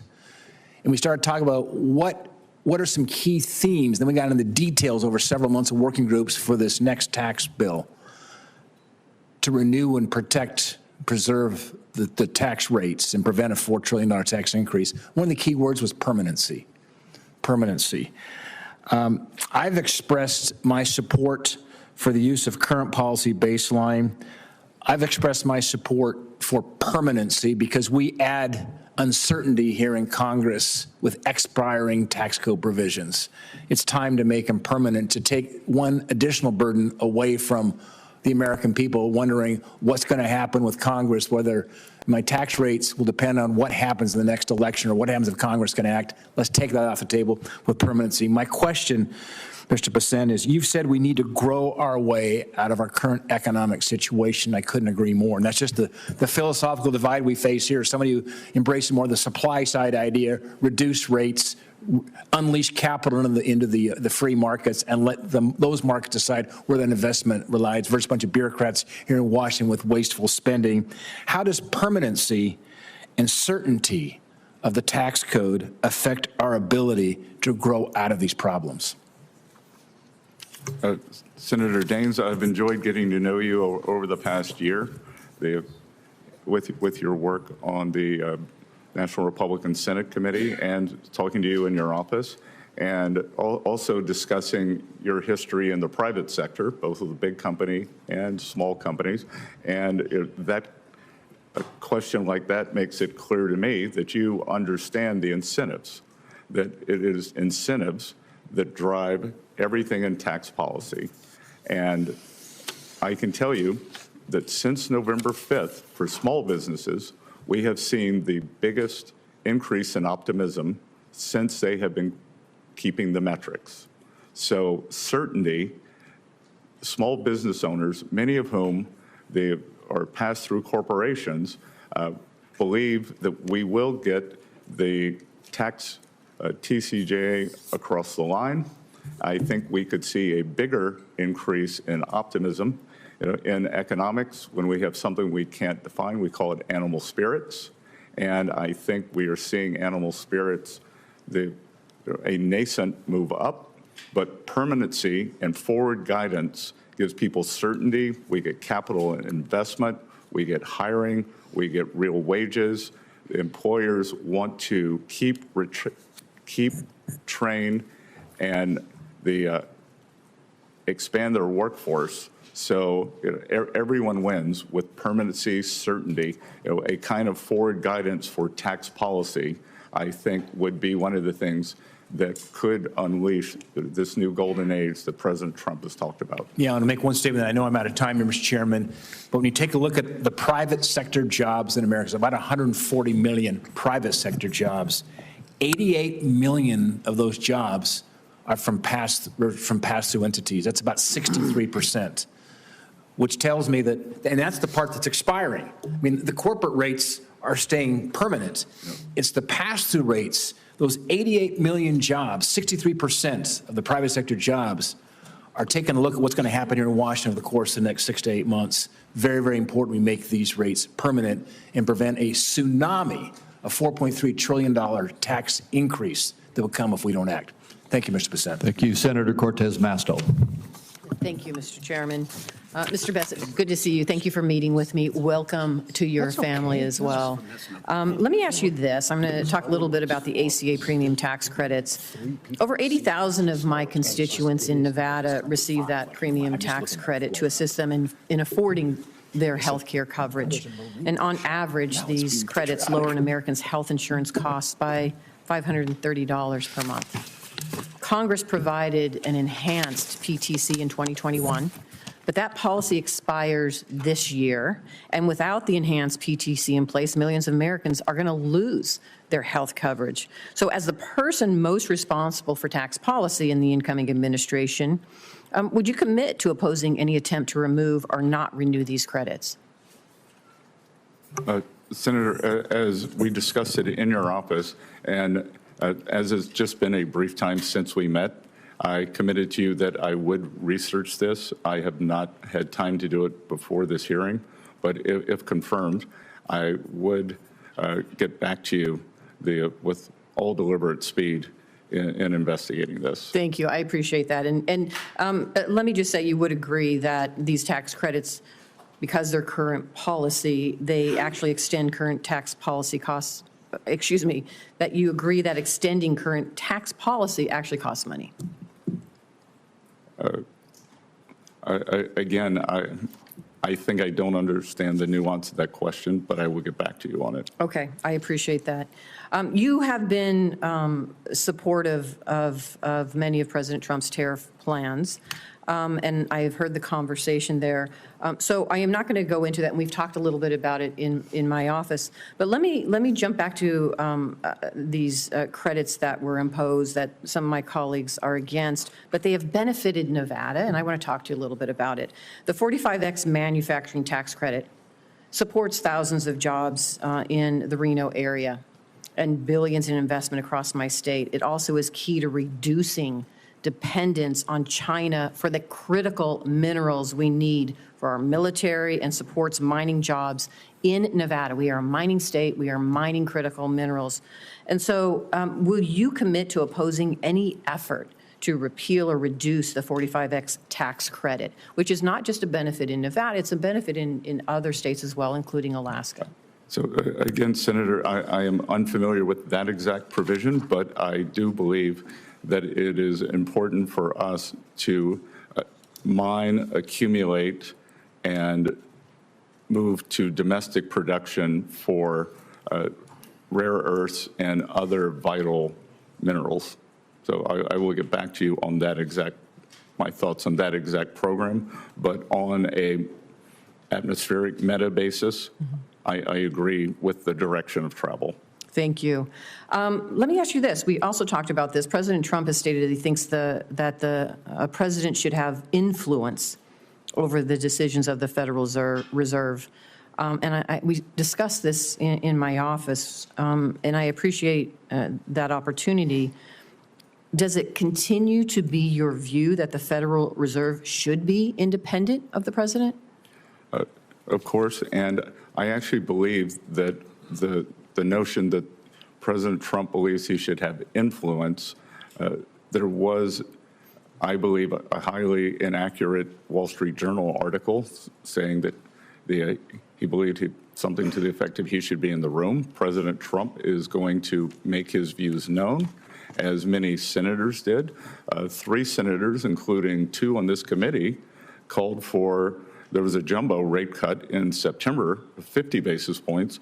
2 of the senators on this committee called for 70. I'm not asking my senator colleagues. I get the politics on their sides. I'm asking you. But let me just say, you don't deviate from our conversation that you think that there should be independence. I think on monetary policy decisions, the FOMC should be independent. Thank you. I appreciate that. And then for the benefit of our colleagues, what you're referring to earlier is in our meeting, I asked you if there were any regulations, Treasury regulations that currently exist that you disagree with. And in response, and continuing in response right now, you're saying you're going to look into it and get back to me. Is that right? Look, I believe, as we saw I don't know if it's a regulation, but it's a policy, as we saw from the December 8th hack by the some Chinese entities into the Treasury, which is very serious, that was through a work-from-home software app. So one of the policies that I support, I intend to be in the building every day that I am in Washington, and I support a return to the office, which is against the current Treasury policy. Right, and I appreciate that. If there are any others that you oppose and you can share with me, it doesn't have to be right now, get back to me, I appreciate that. Of course, I'm happy to provide that in writing. All right, thank you. Thank you so much. Thank you, Mr. Chairman. Thank you. Senator Young. Mr. Bessent, good to see you. Congratulations again on your nomination to this important position, and thank you for your willingness to serve our country. I'll tell you what I'm looking for in a Treasury Secretary. I'm looking for someone who has a clear record of professional accomplishment, a distinguished academic record would be a bonus. You have those things. I'm looking for someone who is thoughtful. What I care less about is the performative dimension of the job. I have to tell you, there's a lot of chatter in Washington about that, but I do appreciate your thoughtful answers here this morning. So I'm going to dive in and begin by asking you about a dimension of your role as Treasury Secretary. You will inherit the role of chair on the Committee on Foreign Investment in the United States, also known as CFIUS, that reviews foreign investments in American industries. And very recently, President Biden blocked Nippon Steel's acquisition of U.S. steel on national security grounds. Yet he and the administration provided no clear, substantiated evidence, publicly at least, to justify this decision. For my home state, this abrupt action has instilled a lot of anxiety, particularly in the Gary, Indiana area, where there's nearly $1 billion in investments that were promised. If the Nippon U.S. Steel deal were to reappear before CFIUS, sir, do you commit today to an impartial review, particularly when political pressure was initially permitted to overshadow an honest assessment of national security vulnerabilities? Senator Young, thank you for the question, and I understand the imperative for jobs for your constituents in Indiana. President Trump most recently has also spoken out against the deal, but if the deal is... The statute indicates that you are charged with providing impartial reviews. That's all I'm asking. Would you be following that law or not, sir? Impartial reviews, sure. So it is currently in litigation. The review is closed, but if it reappears, that CFIUS will conduct the same review that it always does. Yes, sir. Okay. Well, thank you. We may have an opportunity to work together on that effort. Mr. Bessent, your nomination comes at a time when tariffs are central to our economic debates, particularly on issues like inflation, supply chain resilience, and job creation. Now, I believe that in moderation, tariffs, for a time, strengthen America's negotiating leverage with other nations, and they can strengthen certain national security relevant industries. But overuse of tariffs can inflate costs and provoke trade retaliation. As Hoosier farmers have experienced firsthand over the years, they often bear the impact of these retaliatory measures, leaving already thin margins role in supporting them. Thank you, Senator Young. As I mentioned before, and I may have mentioned it when I was in your office, our family is involved in the farming business, and soybeans and corn, so I'm very sensitive to this and very up to date. The American farmers have been very loyal 90% of rural voters voted for President Trump, so they should know that their interests are his interests.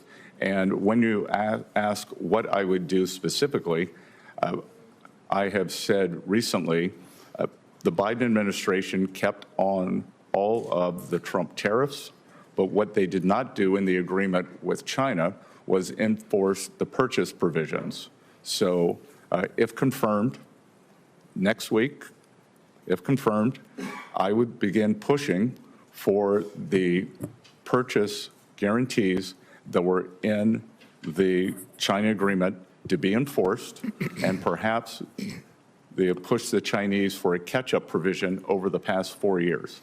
Just a quick follow-up. In terms of the application of tariffs, a skilled negotiator might sometimes use broad tariffs to gain leverage, and then in other cases, a more sector-specific approach could be effective.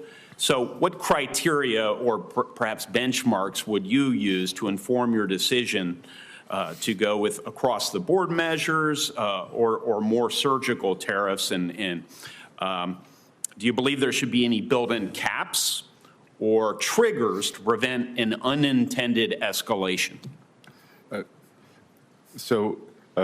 Senator Young, I haven't been confirmed yet. President Trump isn't in office, but I would imagine that you, the American people, should think about tariffs in 3 ways under the Trump administration. One will be for remedying unfair trade practices, either by industry or country. The Chinese tariffs, the steel.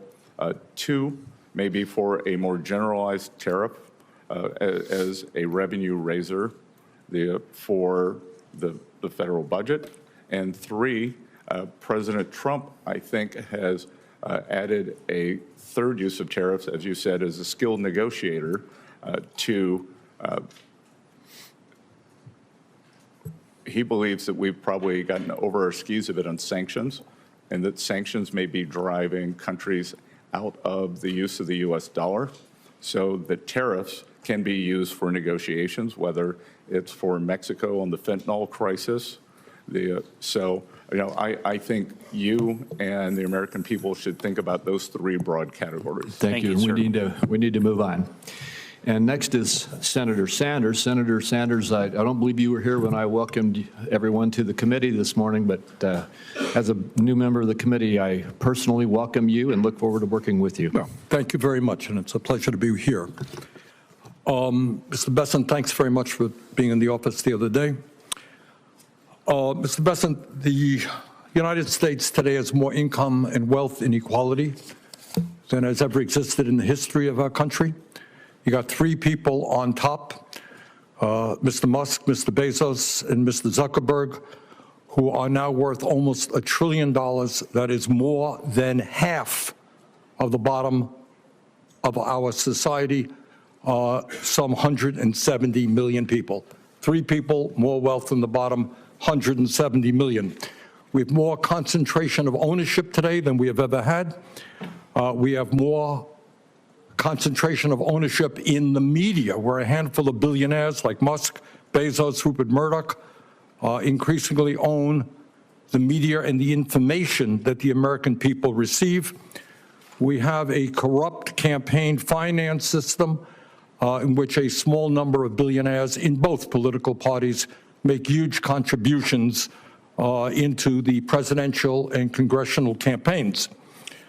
When you have a small number of multi-billionaires who have enormous economic, media, and political power, would you agree with President Biden, who last night stated, and I quote, "An oligarchy is taking shape in America of extreme wealth, power, and influence that threatens our entire democracy, our basic rights, and freedoms," end of quote. That's what President Biden said last night. I agree with him. Do you? Senator Sanders, I enjoyed our visit. Talk a little bit closer into the mic. I enjoyed our visit, and I hope you got my follow-up materials on the discussions, my previous writings on the tariffs and China. And Look, the three billionaires who you listed that all made the money themselves. Mr. Musk came to the country as an immigrant. I understand that, but what I'm asking you is, when you have a handful of people like Musk, who will soon be part of the Trump administration, and others, when you have three people owning more wealth than the bottom half of American society, when these people have enormous influence over the media, when they spend huge amounts of money in both political parties to elect candidates, what Biden said last night is we're moving toward an oligarchy. I'm asking you that question. Do you think, forget how they made their money, do you think that when so few people have so much wealth and so much economic and political power, that that is an oligarchic form of society? Well, I would note that President Biden gave the Presidential Medal of Freedom to two people who I think would qualify for his oligarchs. So this is not a condemnation of any one individual. I'm just asking you, would so few people have so much wealth and power, do you think that that is an oligarchic form of society? Senator, I think it depends on the ability to move up and down the income. No, that's not really the answer. I mean, even if you had that mobility, no matter who those individuals might be. All right, but let me ask you another question. Right now in America, we have over 22 million workers who are making less than $15 an hour, and nearly 40 million people in our country earning less than $17 an hour. Shamefully, the federal minimum wage, despite the efforts of myself and other people here, have not been raised since 2009 and remains an unbelievable $7.25 an hour. Will you work with those of us who want to raise the federal minimum wage to a living wage to take millions of Americans out of poverty?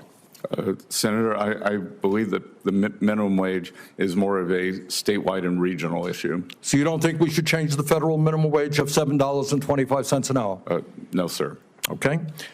Mr. Bessent, millions of working-class Americans who are struggling to keep their heads above water are paying outrageously high interest rates on their credit cards. Over half the American people who take out new credit cards are being charged interest rates of over 24%. During his campaign, President-elect Trump promised that he was going to cap credit card interest rates at 10%. I happen to think that that is a very good idea, and I will soon be introducing legislation to do just that. Will you, as if you are confirmed, be supportive of what President-elect Trump said and what I want to see happen, and that is to cap credit card interest rates at 10%? Senator, I think we can both agree that many credit card companies have been bad actors throughout history, and I will get back to you once. Now, very simple question. Trump said he wants to cap credit card interest rates at 10%. I agree with him. Will you be supportive of what Trump and I would like to do? When President Trump takes office, and if I am confirmed, I will follow what President Trump wants to do. Okay. Thank you very much, Mr. Chairman. Thank you very much. Next is Senator Smith. Thank you very much, Mr. Chair and Ranking Member, and great to be a part of this committee. I appreciate it very much, and welcome, Mr. Bessent. It's nice to see you again. I want to follow up a bit on the conversation that we had yesterday and just get into a little bit more detail, and actually some of the issues that Senator Sanders is raising.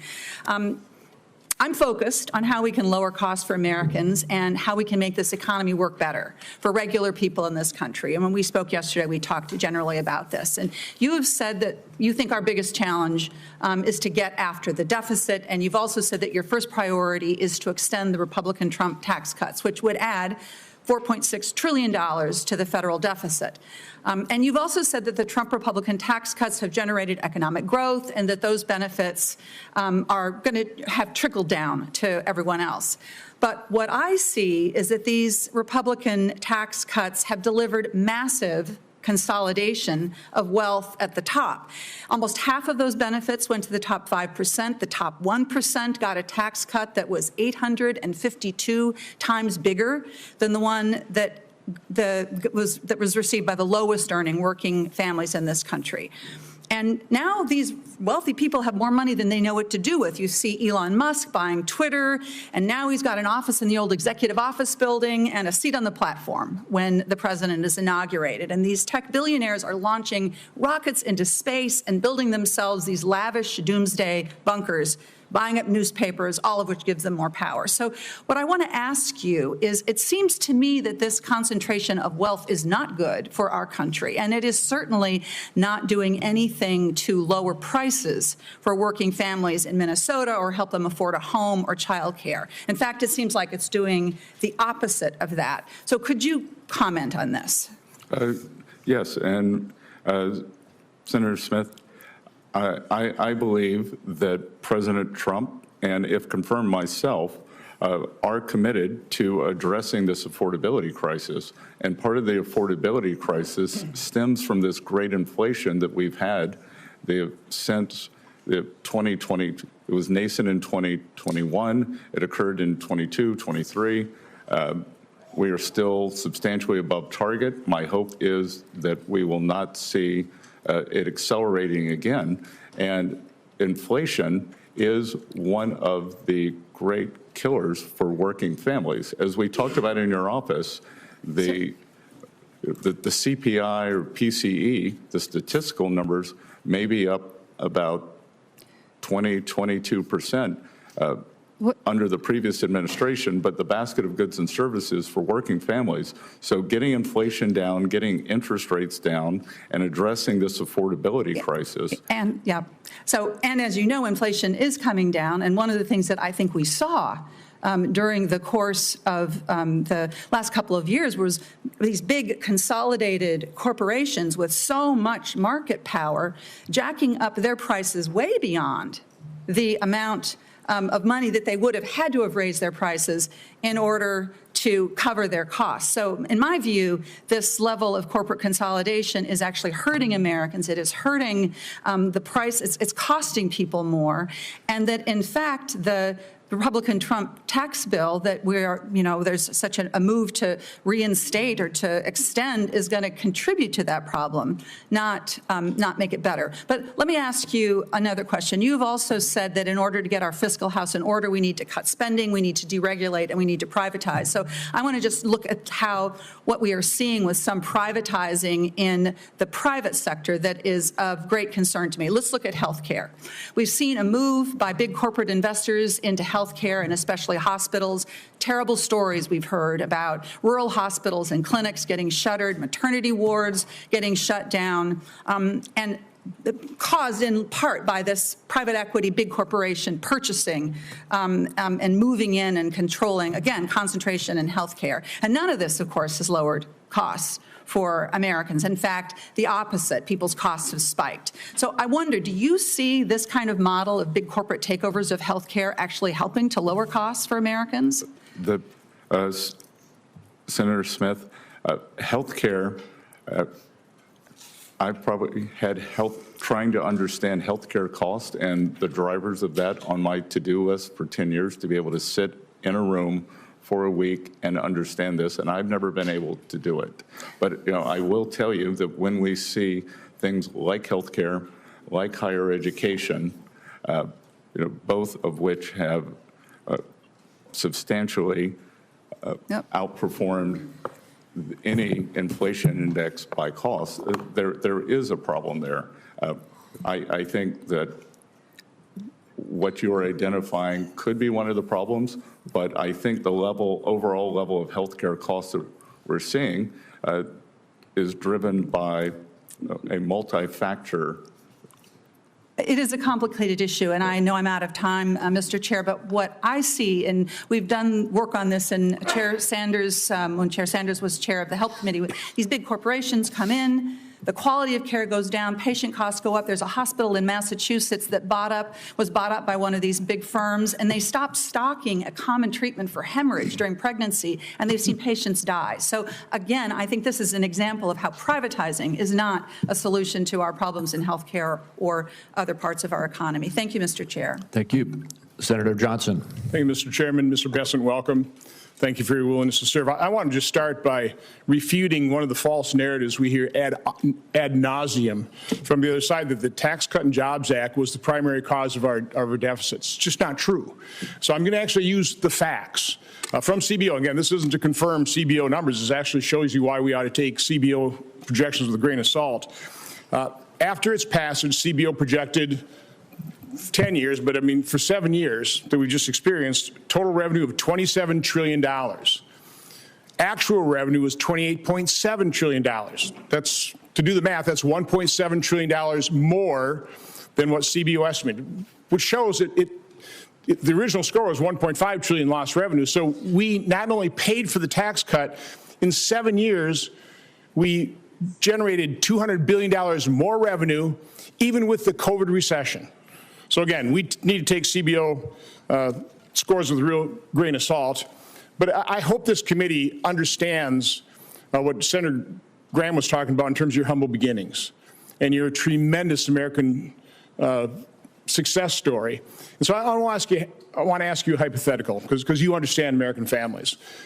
If an American family, let's say they normally spend $100,000, have a serious health crisis, and so in 1 year, they have to spend $50,000 on medical bills. But then, fortunately, that family member gets well. What would that family spend the next year? Real quick. Unless they have more income, they'd spend probably $100,000. They'd spend the same 100 and probably have debt costs associated with that. Right. They certainly wouldn't do what the federal government has done. In 2019, before the pandemic, we spent $4.4 trillion. In 2020, we spent $6.6 trillion. When the pandemic ended, we didn't really reduce spending. For the last 5 years, we've averaged $6.5 trillion. Last year, spending $6.9 trillion. Mr. Bessent, is there any justification for keeping spending levels at this level? Senator Johnson, as I've said repeatedly, the United States does not have a revenue problem. We have a spending problem. So the question is, how do we reset spending levels to a reasonable pre-pandemic level? I wrote a column in the Wall Street Journal. I laid out a couple scenarios, and let me just give you the guts of it.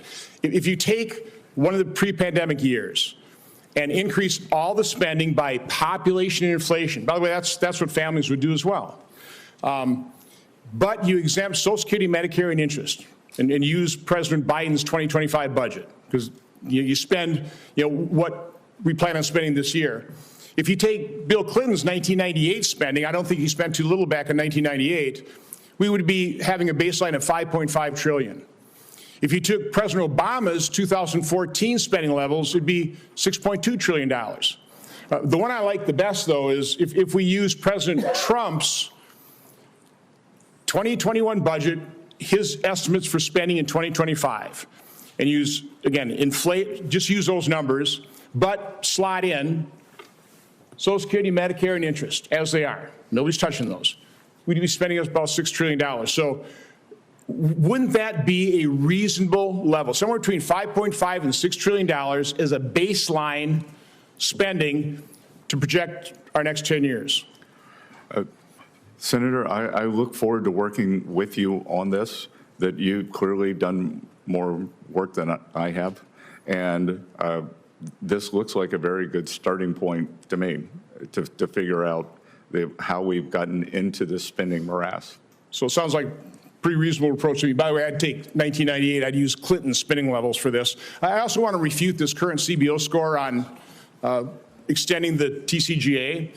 Back then, they scored the whole thing as $1.5 trillion.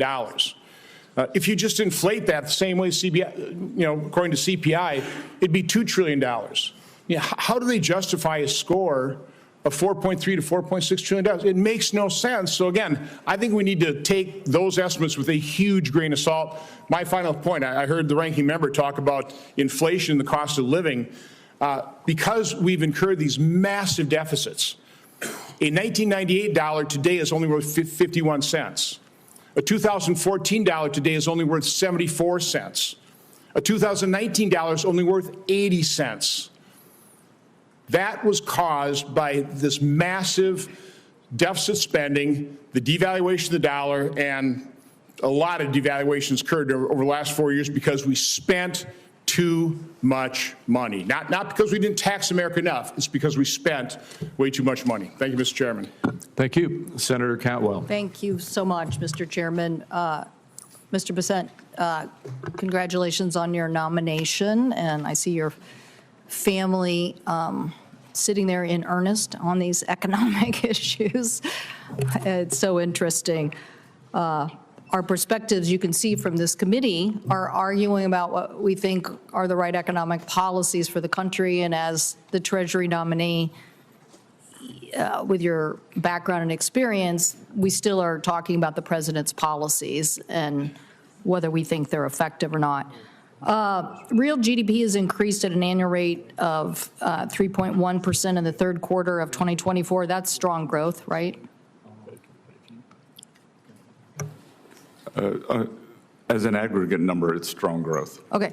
The economy added 16 million jobs over the last 4 years. An average unemployment rate is the lowest it's been in 50 years. So that's led to better pay and working conditions. We want that, right? I'm in favor of better pay and working conditions. Okay. Yes, Senator.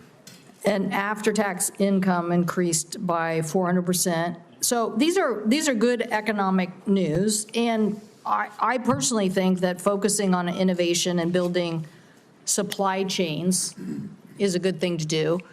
And so when you start talking about tariffs, that's when you get, the Pacific Northwest attention. In fact, I would say a recent editorial by one of my newspapers was, bracing for the Trump tariffs, aviation in general. You can imagine we actually have an actual net surplus. I think we export about $2 billion worth of goods out of our state versus importing $1 billion, but this is a big part of it. And so in the aviation sector, I think I sent you an article about the fact that we think increasing our manufacturing innovation to continue to have markets and sell to those markets is a good economic strategy. Senator Cantwell, as I discussed in your office, that in my hometown of Charleston, South Carolina, Boeing is also the largest employer. So I view aviation as very important. Great. So now I want to, and believe me, I would have the same conversation with Joe Biden or Barack Obama or whoever. So I want to focus on innovation, not the tariffs. I'm worried that the tariffs are going to increase supply chain products. They're going to increase prices on our farmers. They're going to increase prices on Americans.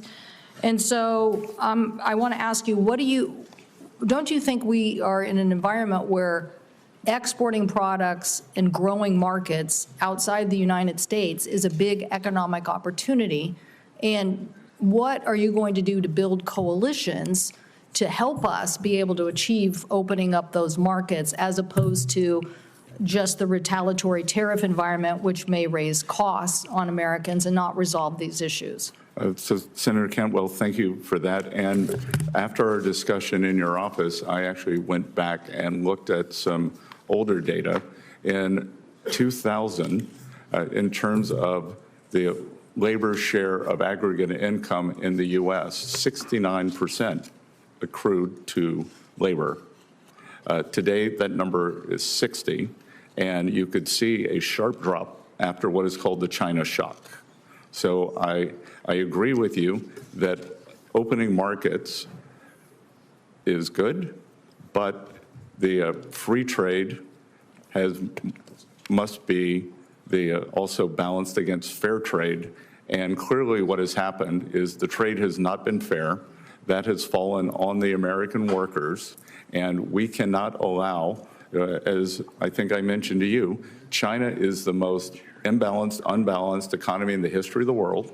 They are in a severe recession/depression. They may have -4% disinflation, and they are attempting to export their way out of that as opposed to doing the much-needed internal rebalance. Yep. So, I am with you on the need to open markets, but we cannot allow a player like this to flood our markets or to flood the world. Well, but I'm saying I believe in coalitions. We just discussed a technology NATO. I think you thought that was a good idea. The notion, though, I mean, I can get upset with my colleagues on the other aisle all the time and object, but that doesn't move me forward. And so I hope that you will look at what we're going to do to build allies. I mean, these numbers that basically are talking about just the tariff and what it would do to the price of gasoline given Canada is concerning. And so I want to know that the Trump administration is going to focus as much on innovating our way to success as we are on the tariffs, because I do think we're going to see retaliatory tariffs. We saw them in our state. It hurt us in our agriculture. And what happened is that you lose more farms. I mean, there's a lot of people buying farmland. Goldman Sachs, Bill Gates, there's a lot of people buying farmland. But we're losing farmers in the middle of the trade wars, and that's a concern I have. Thank you, Mr. Chairman. And oh, by the way, thank you so much for mentioning housing. I so appreciate that that was in your statement. I look forward to working with you. I do think that's an area, if the president will push forward, that it is a way for us to lower costs. Thank you. Thank you. Senator Lujan. Thank you, Mr. Chairman. Good to be with you. Mr. Bessent, thank you and your family for being with us today. I very much appreciated the conversation we had in the office. Now, I'm going to touch on several topics, so I'm going to ask you some yes or no questions, and I thank you in advance for your brevity. It may surprise many observing today the immense responsibility that the Secretary of Treasury has in stemming the flow of fentanyl and other substances. Now, yes or no, will you commit to continuing the Biden administration's counter-fentanyl strike force, which brought together the Office of Terrorism and Financial Intelligence and IRS criminal investigation to fight financial crime? Thank you, Senator. I enjoyed our visit. And as I mentioned in your office, this is personal for me, as two families who are close to our family lost children to the fentanyl crisis. So I will commit and know that it is my belief that President Trump is laser focused on this issue. Mr. Bennett, yes or no, will you work with me to ensure that there's more transparency over suspicious activity reports, SARS, at the Financial Crimes Network for Congress? I believe, as you and I discussed, there is a sleeve of Treasury called TFI, Terrorism Finance, that deals with this within FinCEN, and I believe that we have to have a 2025 approach to, as you and I talked about, digital currencies and all branches of government. So, yes. Now, Mr. Bessent, in your role as Treasury Secretary, do you agree that you will play an important role in advising President Trump and congressional Republicans on policy related to the economy, including investment in government programs? Yes, Senator. Now, I was pleased in our meeting that you stated, quote, "No cuts will be needed," unquote, to achieve your economic goals. I think that might surprise a lot of my Republican colleagues, but I very much appreciate that conversation that we had. Now, yes or no, will you recommend cutting Medicaid? I'm sorry. Did you say, I didn't hear whether you said Medicaid or Medicare. Yes or no, will you recommend cutting Medicaid? Medicaid? That I will, it's the business of Congress to do the budget, and I am in favor of empowering states, and I believe that for some states that will be an increase, for some states that will be a decrease. So, Mr. Bessent, will you recommend cutting Medicaid to President Trump? And I'll remind you that you acknowledge that one of your responsibilities as Secretary of the Treasury will be to be providing this advice. I will get back to you on this when I have seen the details of the full budget proposal once President Trump is in office and if confirmed. Will you recommend cuts to broadband following the investments that we've been seeing across the country making immense progress in connecting more people across the country that were included in the bipartisan infrastructure law? Senator, I am unfamiliar with the exact program. It is my understanding that much of the allocated funding has not been dispersed yet. So I will get back to you on that. Well, Mr. Bessent, a lot of folks back in South Carolina, including some of your farming neighbors, are getting connectivity because of these programs. You may just need to chat with them about the importance of what this program means. As my time expires, it might surprise many here that there's only a couple of us in this body that are members of Head Start, and I imagine we might hear a little bit more of that from my brother in Head Start, Mr. Warnock here. But when we talk about the importance to early education in America, the economic benefit, yes or no, will you recommend cuts to Head Start? Yeah. Again, Senator, I'll have to get back to you on this. I don't understand the intricacies of that program. Of Head Start? Yes, I don't understand the budget ramifications. I don't understand. Do you know what Head Start is?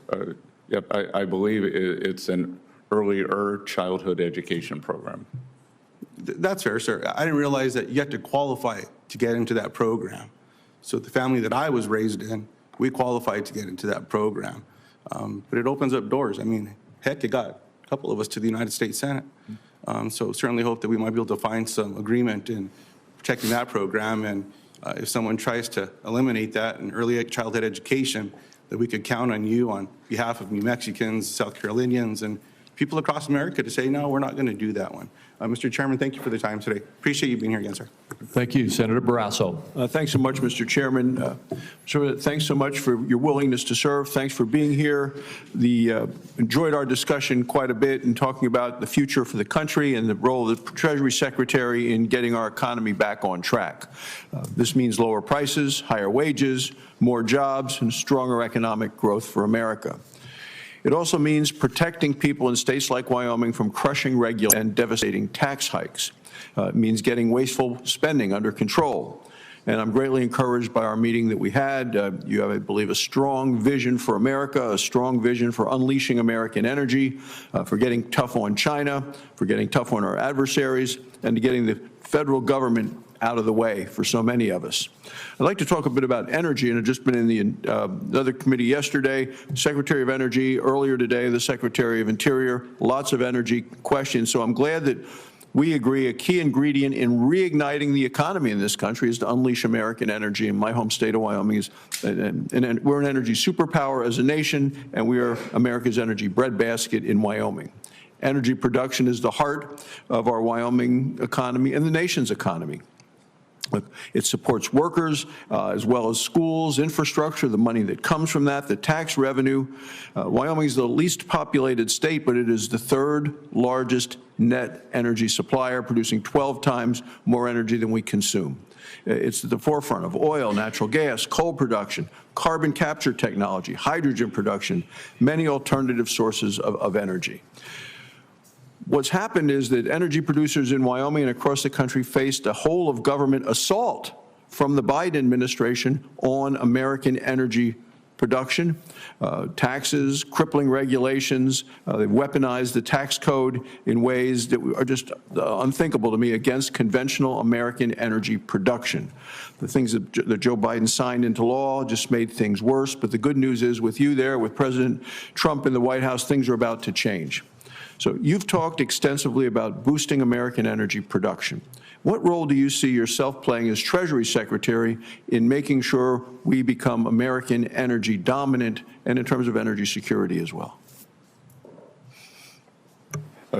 Senator Barrasso, I very much enjoyed our meeting and wide-ranging discussion, and my family and I had a fantastic vacation in Wyoming this summer. That in terms of within the potential Trump administration, I'm sure you've heard it from Secretary-designate Wright and Burgum, we refer to as energy dominance. And energy dominance, one of the reasons that I believe we have not been able to apply as muscular sanctions against the Russian Federation, or unwilling, was because the supply of energy was constrained in the U.S. So the same with the terrorist regime in Iran. So I would view that as we can raise U.S. production, we would squeeze down the bad actors, especially Iran. I think I'm right, maybe not in the exact numbers, but in order of magnitude. I believe Iran was down to 100,000 barrels of oil exports when President Trump left office. I believe that they are now exporting in excess, or approximately 1.7 million. So through sanctions policy, I believe that we can, again, as I like to say, make Iran poor again. Not the Iranian people, the Iranian government, and then at the same time, they have our domestic producers push that up with the highest energy standards in the world.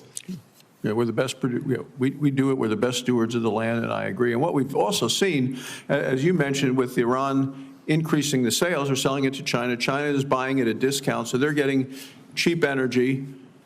Iran is getting tanker loads of cash back, essentially, and they're using that money for terrorism. So in terms of our own national security. I have one last question in my time remaining, and this has to do with the Tax Cuts and Jobs Act that we passed in 2017.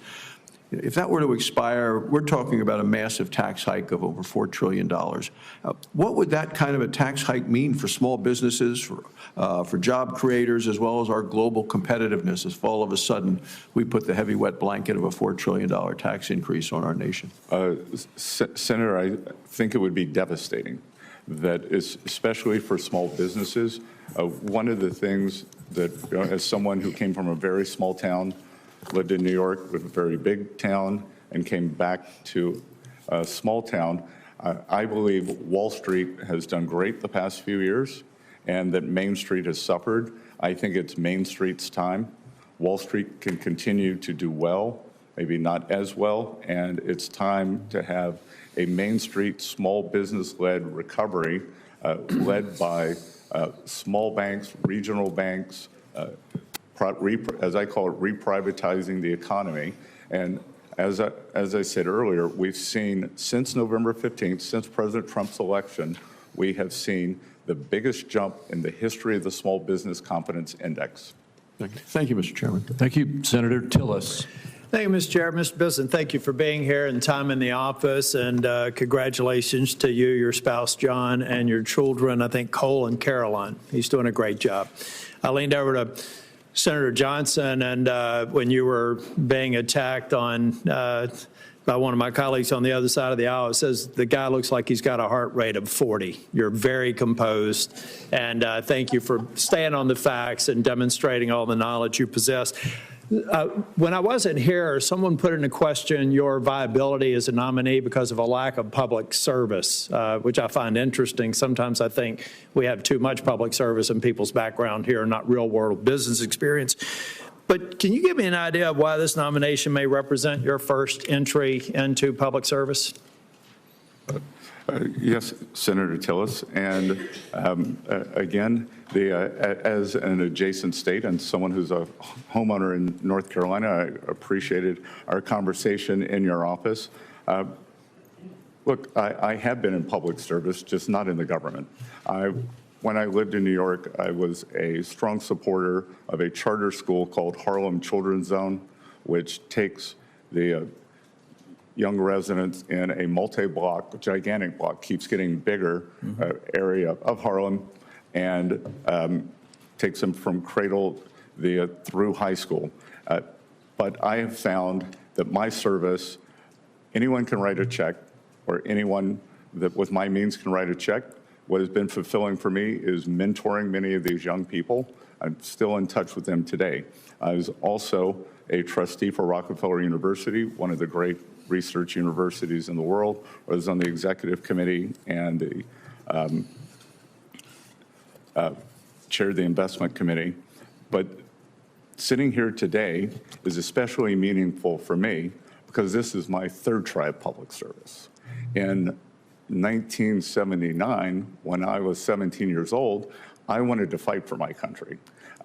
My father had just experienced extreme financial difficulties. I wanted to attend the U.S. Naval Academy. I was offered by our congressman in the 6th District of South Carolina an appointment, but was unable to take that appointment because of my set to do that. While at Yale, I wanted to do public service and joined the Foreign Service. I was told also not welcome. So sitting here today is my third attempt at public service, and I sit here knowing that President Trump chose me because he believes I'm the best candidate, not because of my sexual preference, not because Treasury secretaries with green eyes do better. And I think it is a tribute to President Trump that he looks at people as people. I agree, and I appreciate that answer. I'm going to go into a lightning round here.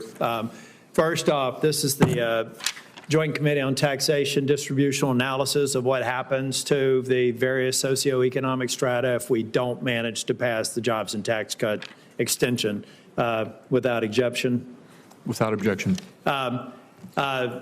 Senator Johnson does big foam boards. I do handouts. I'm handing this to all of my Republican colleagues right now saying if we fail to extend the Jobs and Tax Cuts Act, we're going to own a fiscal crisis for people in middle America. 93 million people will be affected in terms of an added tax burden if we fail to pass an extension of TCJA. Now, the last time I checked, there are not 93 million rich people in this country. There are people who struggled like you did when you were a kid and like I did when I was a kid, who had to work themselves through college. And every time we had some well-intentioned program from government to make things better for me, it made it harder for me to dig myself out of the economic situation I was born into. So the facts are stubborn things. This tells us what happens if we fail to pass the jobs and tax cuts. And it doesn't even get to the impact that I had. It turns out at that very table, Jelly Roll was here for a finance committee hearing. He lived in the same trailer park that I did 20 years later in South Nashville, Tennessee. And what I found interesting in my own family is we were right on the economic edge. Every time government had some well-intentioned program to tax the rich, I went from a house to a trailer park. And every time government let us do what we wanted to do, we lived in a house. I'm a living example, and I'm sure Ben Ray Lujan, some other people have had those experiences. You got to go back and look historically at when people like me and people like you had real opportunities. I look forward to supporting your nomination, and Mr. Chair, I'm going to support some. I'm going to send some questions for the record, but it's just to reinforce the message that Republicans have to deliver. And anyone who says that we should not is advocating for a $5 trillion tax increase that will hurt the people who are on the economic edge worse than anybody else. Thank you, Mr. Chairman. Thank you. Senator Warnock. Thank you, Chairman Crapo. I'm grateful and honored to be joining this committee. I look forward to working with you and Ranking Member Wyden to ensure our tax code supports working families, to protect Social Security, Medicare, Medicaid, and to promote trade policies that work for Georgia businesses and that boost our economy. Mr. Bessent, good morning and good to see you again. I enjoyed our conversation earlier this week, and in that conversation you outlined ambitious goals for the federal government and deficit reduction. I'd like to follow up on our discussion about your economic plan. According to a new report from the Tax Policy Center, the largest tax cuts from extending the Trump tax bill would go to those with the highest income, especially those in the top 1%, making more than $1 million per year. In fact, the top 1% of owners will take home roughly 1/4 of the benefits of the law, and the top 5% will get almost half of that. Do you believe that the wealthiest 1% of Americans deserve or need an additional tax cut?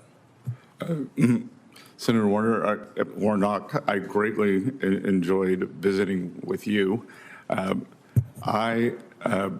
I think probably a better way to look at it is on a percentage basis.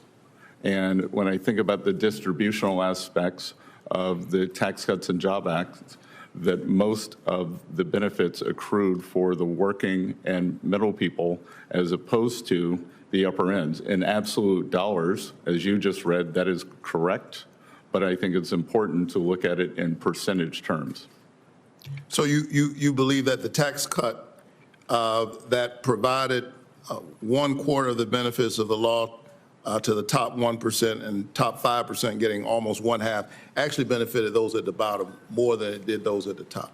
Is that your testimony? I believe that in 2018, 2019, that the households in the bottom 50% of income earners, the wealth increase for those households was three times higher than the wealth increase for the top 10% of Americans.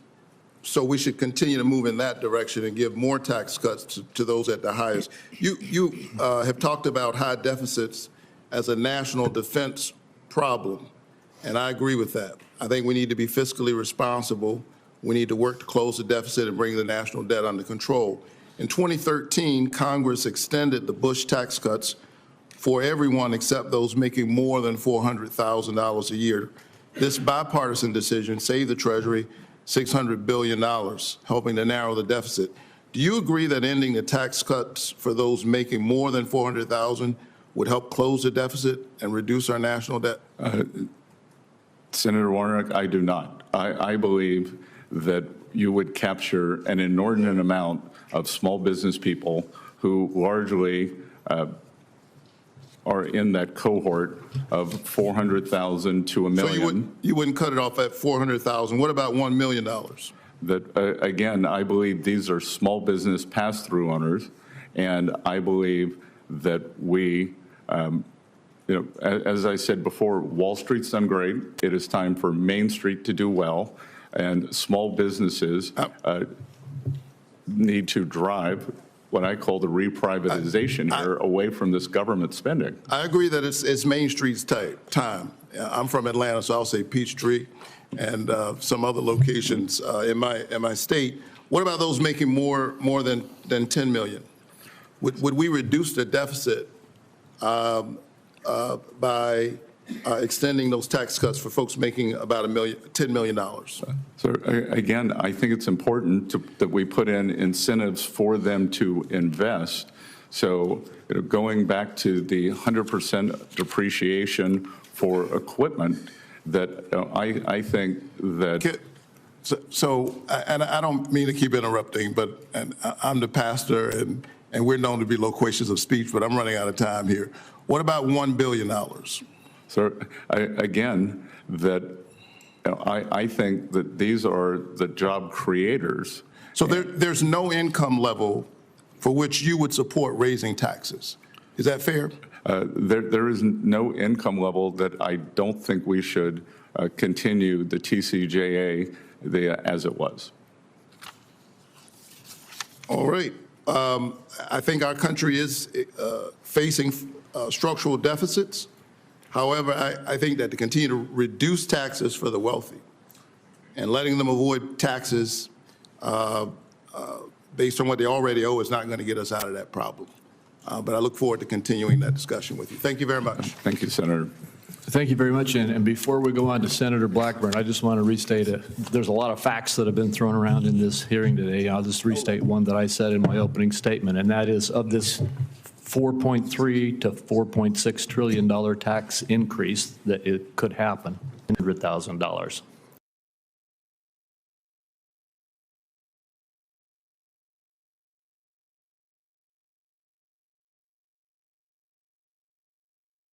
That is simple tax increase.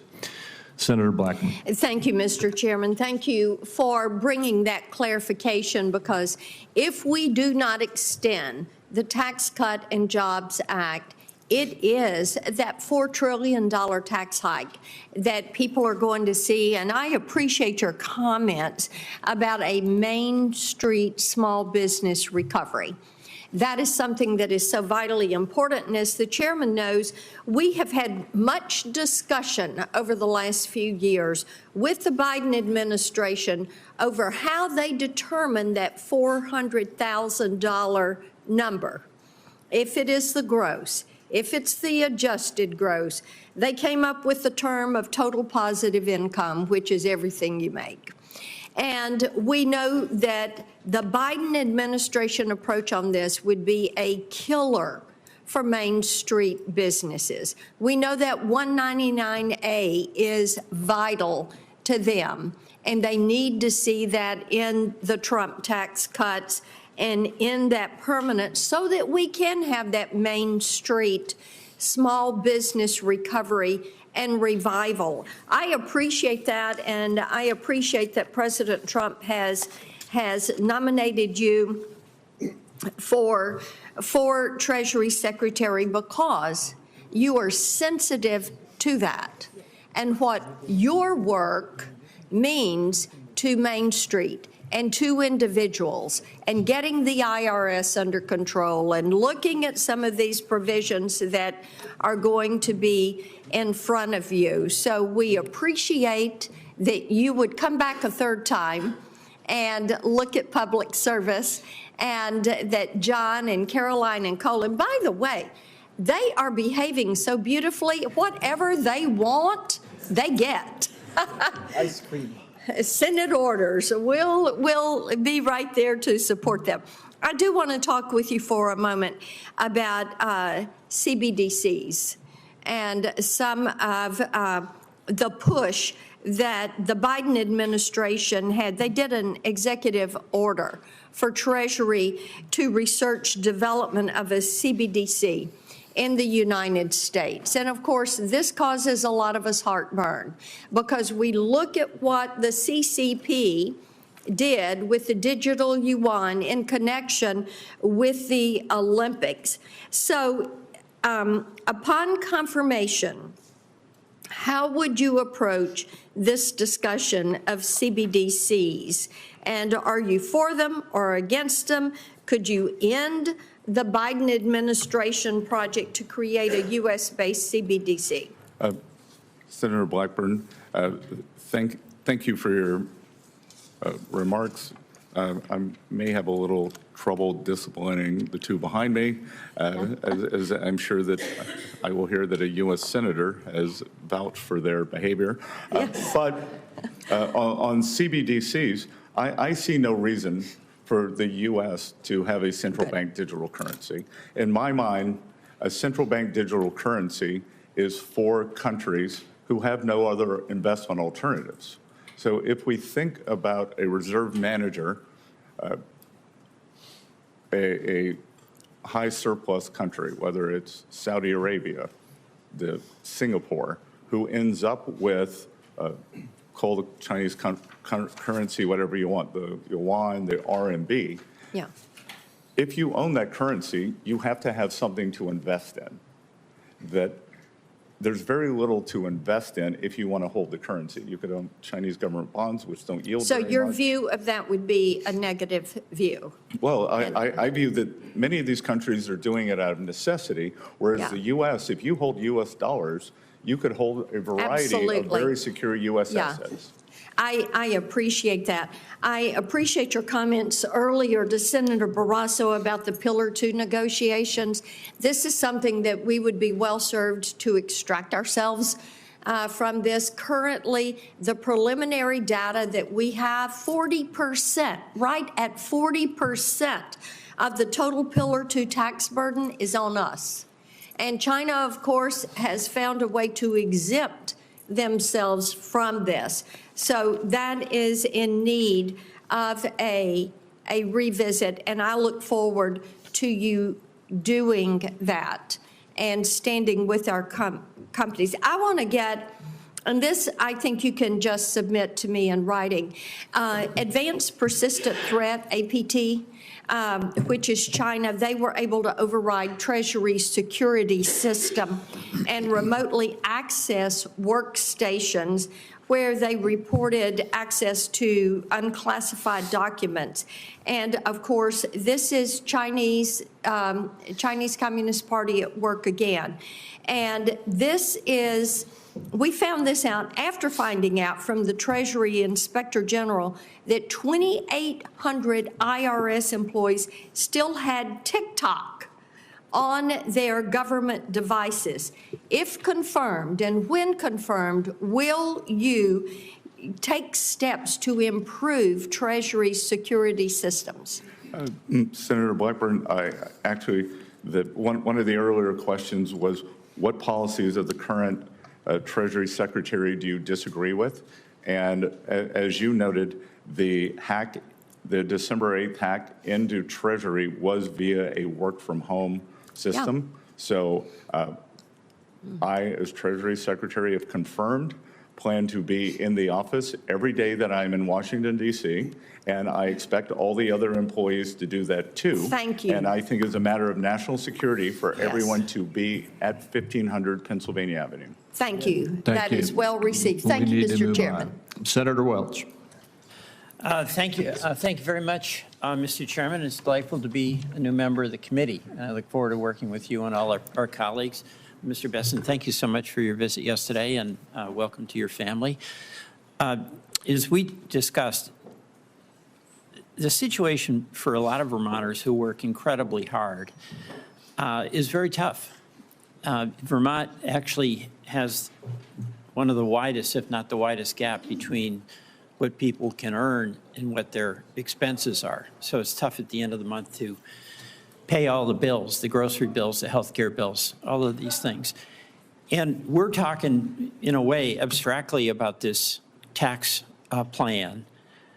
And the reality for most folks in this country is that for the past 40 years, working Americans have actually had a pay cut, not a pay increase. And my hope is that whatever tax policy we have is going to start with a commitment to making lives better for the Main Street folks that you mentioned, and I'm glad that you did.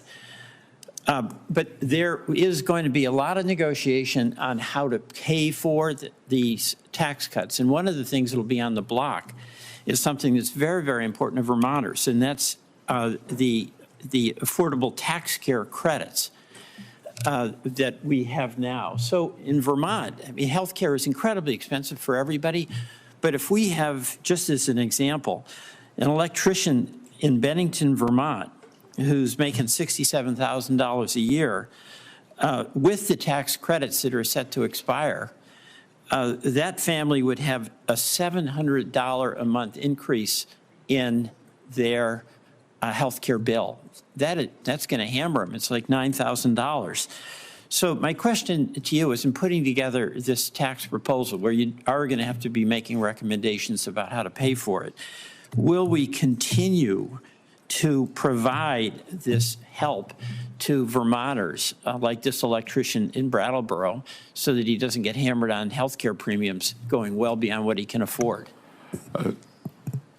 Senator, as we discussed in your office, and I haven't had time to do my homework on this, as I think I told you that my family, friends, business colleagues, I often get sick of hearing my phrase, no data, no opinion. No, I will get up to speed. If confirmed, I will get up to this. I appreciate that, but there's a couple of things that really make a difference for working Americans in South Carolina and in Vermont. The child tax credit, when we had that, it reduced poverty for children by 50%. That's really elemental for hardworking families. in the premium support, where healthcare is just a brutal expense for employers too, by the way. So my hope is that in the design, we're going to start by making certain that we do no harm to working Vermonters and working South Carolinians, okay? Second, on the tariffs, I'm in support of the China tariffs. That is defending us against unfair trade practices by China. I'm concerned about the impact of tariffs on Canada and what that does to us in Vermont. Our major business partner, export partner, is Canada. And from what we have seen, it would raise the cost to businesses, probably cost jobs and cost to consumers.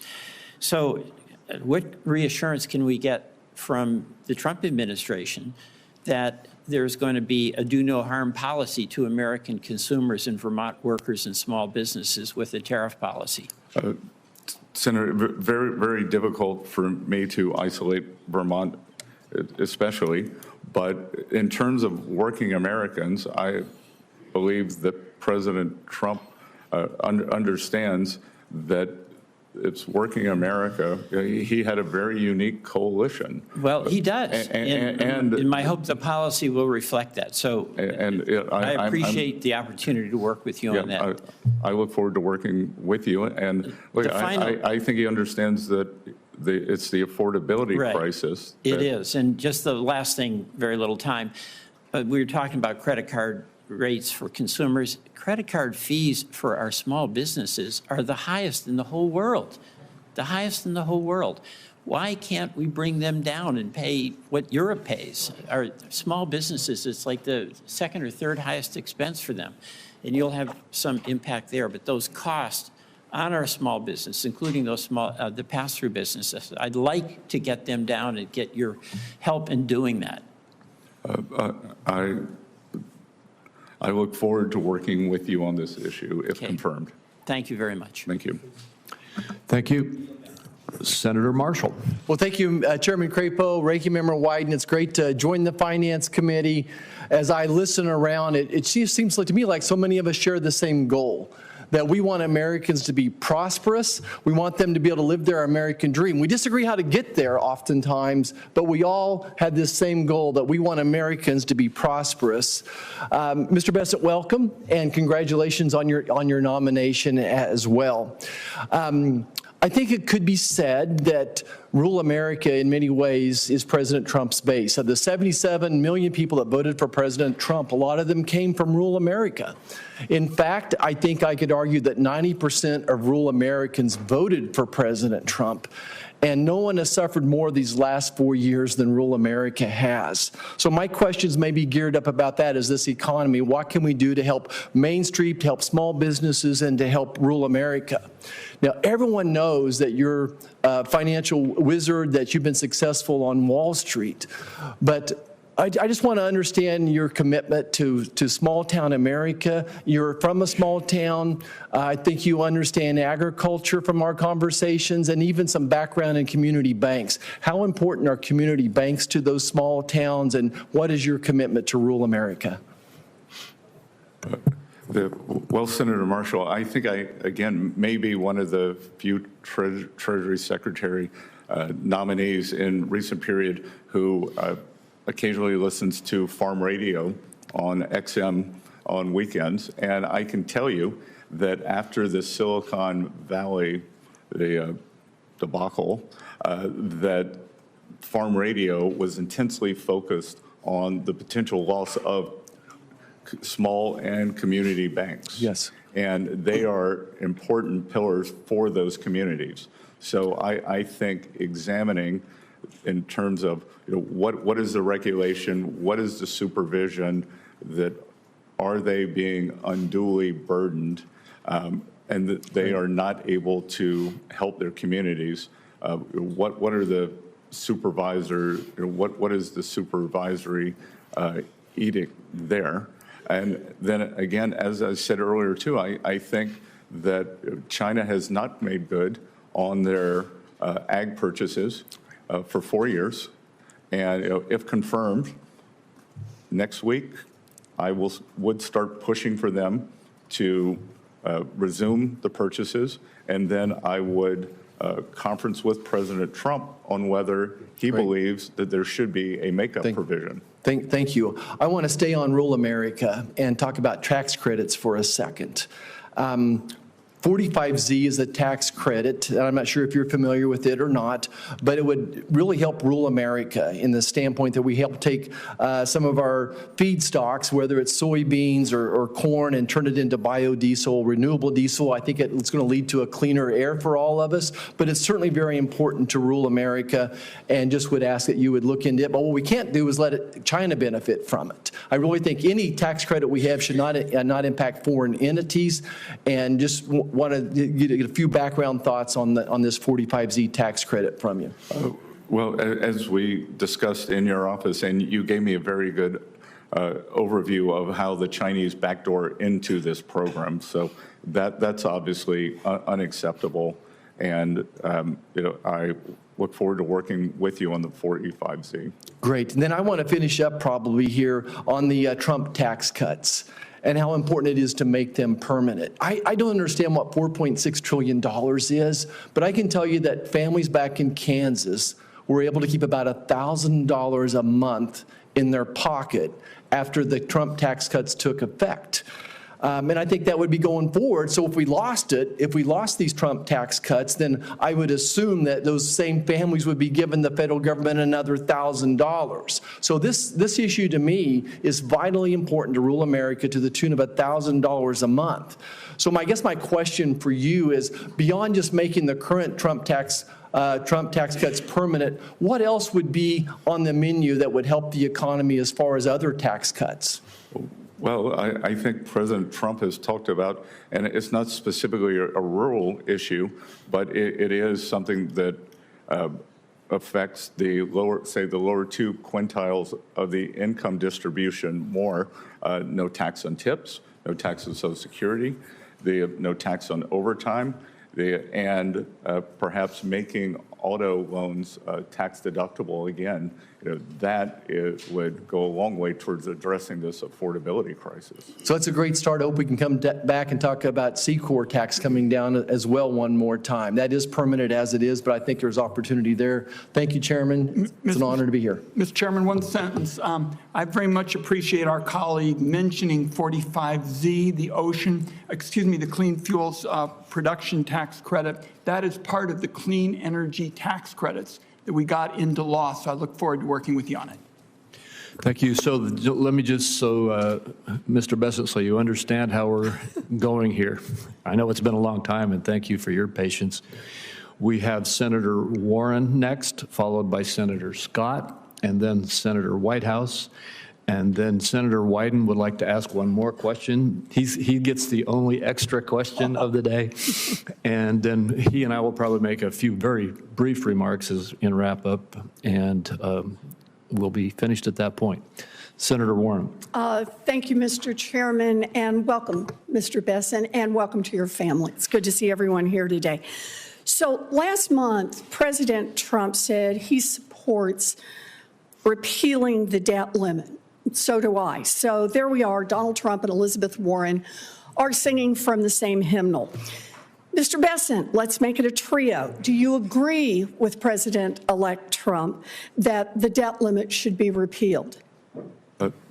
Senator Warren, first of all, I enjoyed our visit in your office and appreciate the fact that when I walked in, you said, let's talk about what we have in common, our love of Cape Cod, the Red Sox, and that addressing the affordability crisis and the housing shortage. So the debt limit is a very nuanced convention. What I would like to do is get back to you and President Trump. I'd like to do a survey of market participants with this amount of debt. It's very fragile equilibrium that we sell bonds in. Mr. Bessent, forgive me for just a minute here, because this is the question about I'm not asking you whether or not we ought to increase our debt.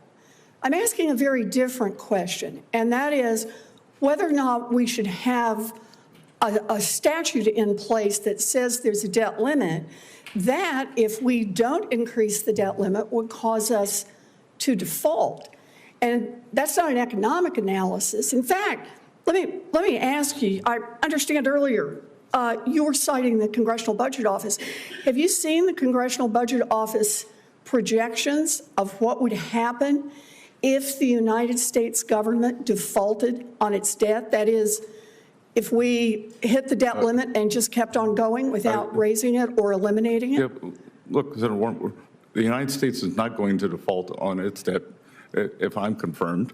But you know, I will tell you that for people who don't understand the debt limit, it might be like taking out your handbrake in your car, that you can still hit the brakes, but it's one less feature.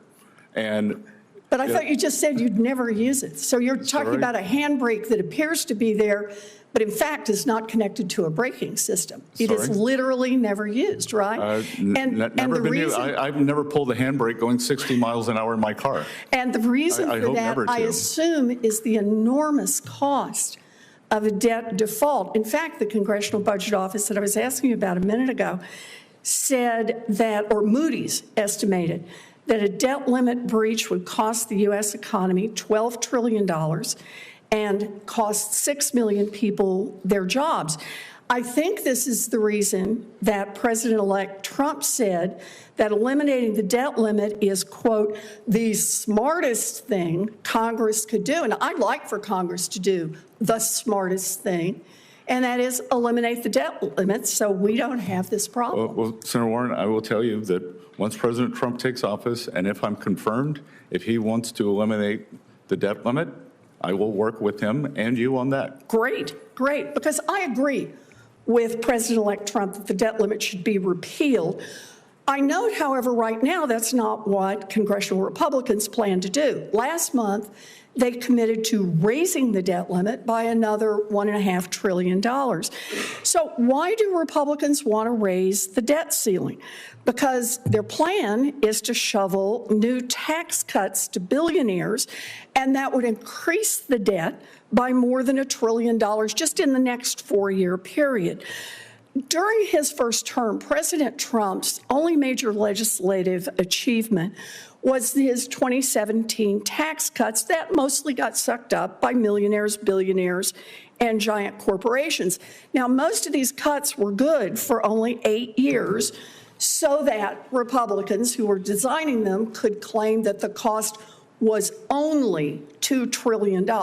8 years of cuts that added $2 trillion to the debt. Now we're talking about Republicans and President-elect Trump who want to give those same rich people and giant corporations more years of tax cuts. And I just want to be clear that we understand each other here, that I think it was Senator Warnock who asked you about, is there any billionaire rich enough who you wouldn't support a tax cut for going forward? That I think it's unwise to single out any individual. Okay, is there any group of billionaires? You can just pick a dollar figure and there can be more than one above that.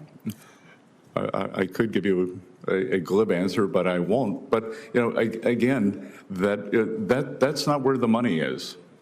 At one point when President Obama was debating Mitt Romney, the moderator said, "But sir, that would make collections go down." And he said, "Yeah, but it's about fairness." And I have to tell you, Senator Warren, I'm about collection. I understand, but I like to think that fairness is about billionaires actually paying their fair share too. Thank you, Mr. Chairman. Thank you, Senator Scott. Thank you, Mr. Chairman. Scott, welcome, or Mr. Bessent, welcome to our committee, and good to see you again, and thank you for your willingness to serve. It is certainly a sacrifice to you and your family, but I think it's actually an investment for the country. We need folks who are willing to sacrifice on behalf of a greater cause. The greater cause in this instance is generations of Americans you will likely never meet, but will be better off because we do the right thing. One of the things I think about as the right thing I know you grew up in a working class family, and I grew up in a single parent household mired in poverty, is having stability in our financial system. One of the places where we need the greatest amount of stability is for our banks. So think about Silicon Valley Bank and other banks that failed recently. And as you can imagine, as the chairman of the banking committee, I care deeply about the stability and strength of our banking system. From your vantage point, can you provide your assessment of the current safety and soundness of the U.S. banking industry, and what steps you believe are necessary to ensure long-term stability? Senator Scott, good to see you. Good to have two South Carolinians in the room. And look, I think the strength of the U.S. Economy, our financial markets, is the depth and breadth of our financial systems. I believe that we have likely seen the top 5 banks become too big a share of banking assets. We have seen, because of undue regulation, the shadow banking system get larger and larger, and to the detriment of community banks, small banks, and the small regional banks. So I think that we have to take a look at both regulatory and supervisory conditions in those. I think that the banking system is well capitalized, perhaps over-capitalized, and this comes from someone, my background is as a financial institutions analyst.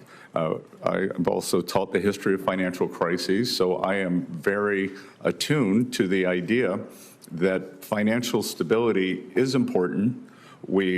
The pendulum tends to swing from one way, go into overshoot, and that from 99 to 2008, that was an overshoot. And since then, the regulation, our banking system has been constrained. And if we are going to have the kind of the generalized Main Street prosperity that I would like to see over the next few years, it's going to be driven by communities, small banks, and small regionals. Well, if I had more time, maybe another 5 or 6 minutes would be great. I don't think I'm getting it. Thank you very much. We'd spend a little more time on Basel III, because your answer actually reinforces the fact that Basel III puts more capital on the sidelines, which means there's less capital to loan for mortgages or for starting small businesses. But I won't go there. But where I will go, however, is towards opportunity zones. As you know, I wrote the legislation, and opportunity zones was in fact a bipartisan piece of legislation, although it's only supported by Republicans.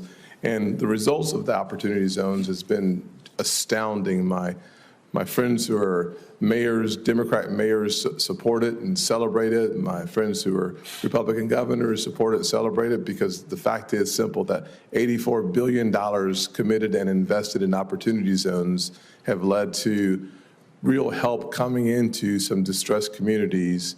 It's only had less than a 5% gentrification rate, which is really important. But for the housing question, so many folks, mayors around the country, said for the first time, because of opportunity zones, they're seeing affordable housing in their downtown areas, and they haven't seen it, John Geddes in Rock Hill, 3 decades. So we know that they've been effective without gentrification. I hope that the administration will spend some time encouraging and supporting the next iteration of opportunity zones. Your thoughts quickly? Senator Scott, I think they have been a resounding success. And I recently read data that in terms of affordable housing, the opportunity zones have created more affordable housing within the zones than any other federal government program since opportunity zones were created. So I think that it's a fantastic way to address the housing crisis. I think the inner city redevelopment. I think we could think about opportunity zones more in rural areas. Yes. So I look forward to expanding and continuing the discussion. Thank you. My last thoughts will be a comment, not a question. But as a result of the TCJA, we saw the richest Americans' tax burden as a percent of revenues coming in go up. And we saw the poorest Americans, as a percent of revenue coming into the government, go down. I think the easiest way to say that is to recognize that a single mother, like the one who raised me in 2017, made on average $40,000 a year, her tax burden, her tax percent went down, her tax rate went down by 71%. That is a result of good policy being good politics, and I hope we keep our eye on the ball of helping the average American have more of their money in their pockets. Thank you. Thank you, Senator Scott. Senator Whitehouse. Thanks very much, Chairman. Welcome, Mr. Bessent. Thank you for the meeting we had in my office. I understand that colleagues have already raised the urgency of more sanctions on Russia's shadow fleet, particularly as it is sabotaging our allies' infrastructure in the Baltic, and urged that it is unfair for Chinese manufacturers to be able to underprice U.S. manufacturers by virtue of lower environmental standards. So I just want to give two big thumbs ups to both of those notions. As we talked about in my office, I think that the most immediate danger of a major economic collapse is going to come through the insurance industry. We're seeing signs of it in Florida already. The fires in LA are making it worse out in California, but it's occurring nationwide. And as we discussed, where you can't get insurance, you can't get mortgages, where you can't get mortgages, you can't sell properties at value, and that cascades, according to the chief economist of Freddie Mac, into a 2008-style massive economic recession. So I would like to ask first that you get somebody on your team to take a look at this report, which I'd ask to put into the record, from the Senate Budget Committee while I was chairing it, on the non-renewals, price increases, and unavailability problem county by county across the country. And if somebody on your team looks at it and can give you a summary, I would be grateful. And I would actually ask you personally to read this Economist magazine article. I don't think it's complicated. No, Senator Whitehouse, you gave it to me in your office, and I did read it. Good. So all right, so we're ahead of you. So I just want to make sure. I will point out to my children behind me, doing your homework's important. It is important, and thank you for doing that. I think you're the first person in a nominations hearing who's actually done the reading that has been proposed. So I just think that all of us need to be alert to this problem. I think it's actually started. Ernest Hemingway famously said that bankruptcies happen gradually and then suddenly. I think we're in gradually on a climate change-driven insurance crisis that will cascade out into the whole economy. I gave my Environment Public Works colleagues a book this thick. I gave your team a similar book of all the many high-level, serious, peer-reviewed studies that have shown these economic risks. And I just don't think we're ready for it. And I think it's really important that we be ready for it. And I don't want anybody to say that they weren't warned about it. So there's my warning. Last question to you, and I'm going to be treading into an area where I don't know a thing because I just heard about this morning, and I've been the ranking member in the EPW noms hearing.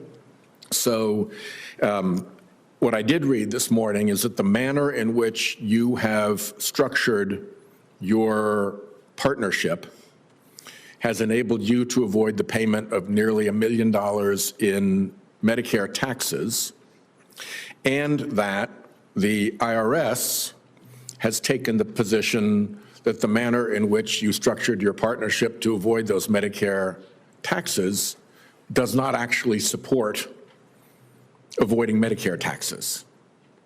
And it's probably more complicated of an issue than you and I are going to get through in the next 1 minute and 13 seconds. So we'll follow up with a question for the record. But I just think that when we're dealing with these massive issues of income inequality and threats to Medicare and all of the concerns that I think actually helped propel President Trump to the presidency, it would be extremely awkward if the Secretary of the Treasury were taking advantage of a supposed avoidance mechanism that the IRS, which you oversee, has determined actually doesn't produce that result. And somehow those things need to come into alignment. I don't know why. I suppose the easiest thing would be to go back and pay the Medicare taxes. But again, this is way more complicated than you and I can dispose of in the next half minute. But I do think it's important. I think it's really important to send a message as an incoming Treasury Secretary that everything you do with respect to your personal taxes aligns with IRS guidance. Senator White, thank you for the question. So it is the firm's taxes, and we are up to date on all our taxes. This matter is not by us, but it is in continuing litigation. If confirmed, I have agreed to shutter my firm, and I have also informed the ranking member and the chairman that I will provision the amount that is lower than the amount that was stated in the press release that went out last night, and I will hold that until till the case makes its way through the courts. So once that seems like an attentive response to the problem, and I'm glad you respect that this actually is a problem that needs to be attended to. So thank you. Thank you. And Senator Wyden has asked if he could add one final question. You get the last one, Senator Wyden. Thank you, Mr. Chairman. And I gather that after this, at some point, you and I will have some closers. I appreciate that, and I'm going to be very short on that as well. Mr. Bessent, I want to ask about the double standard with respect to tax enforcement in America. The working person, a firefighter or a nurse or somebody who works for a wage, pays taxes with every single paycheck, and the government gets that information. And to a great extent, the ultra-wealthy can have a very different system.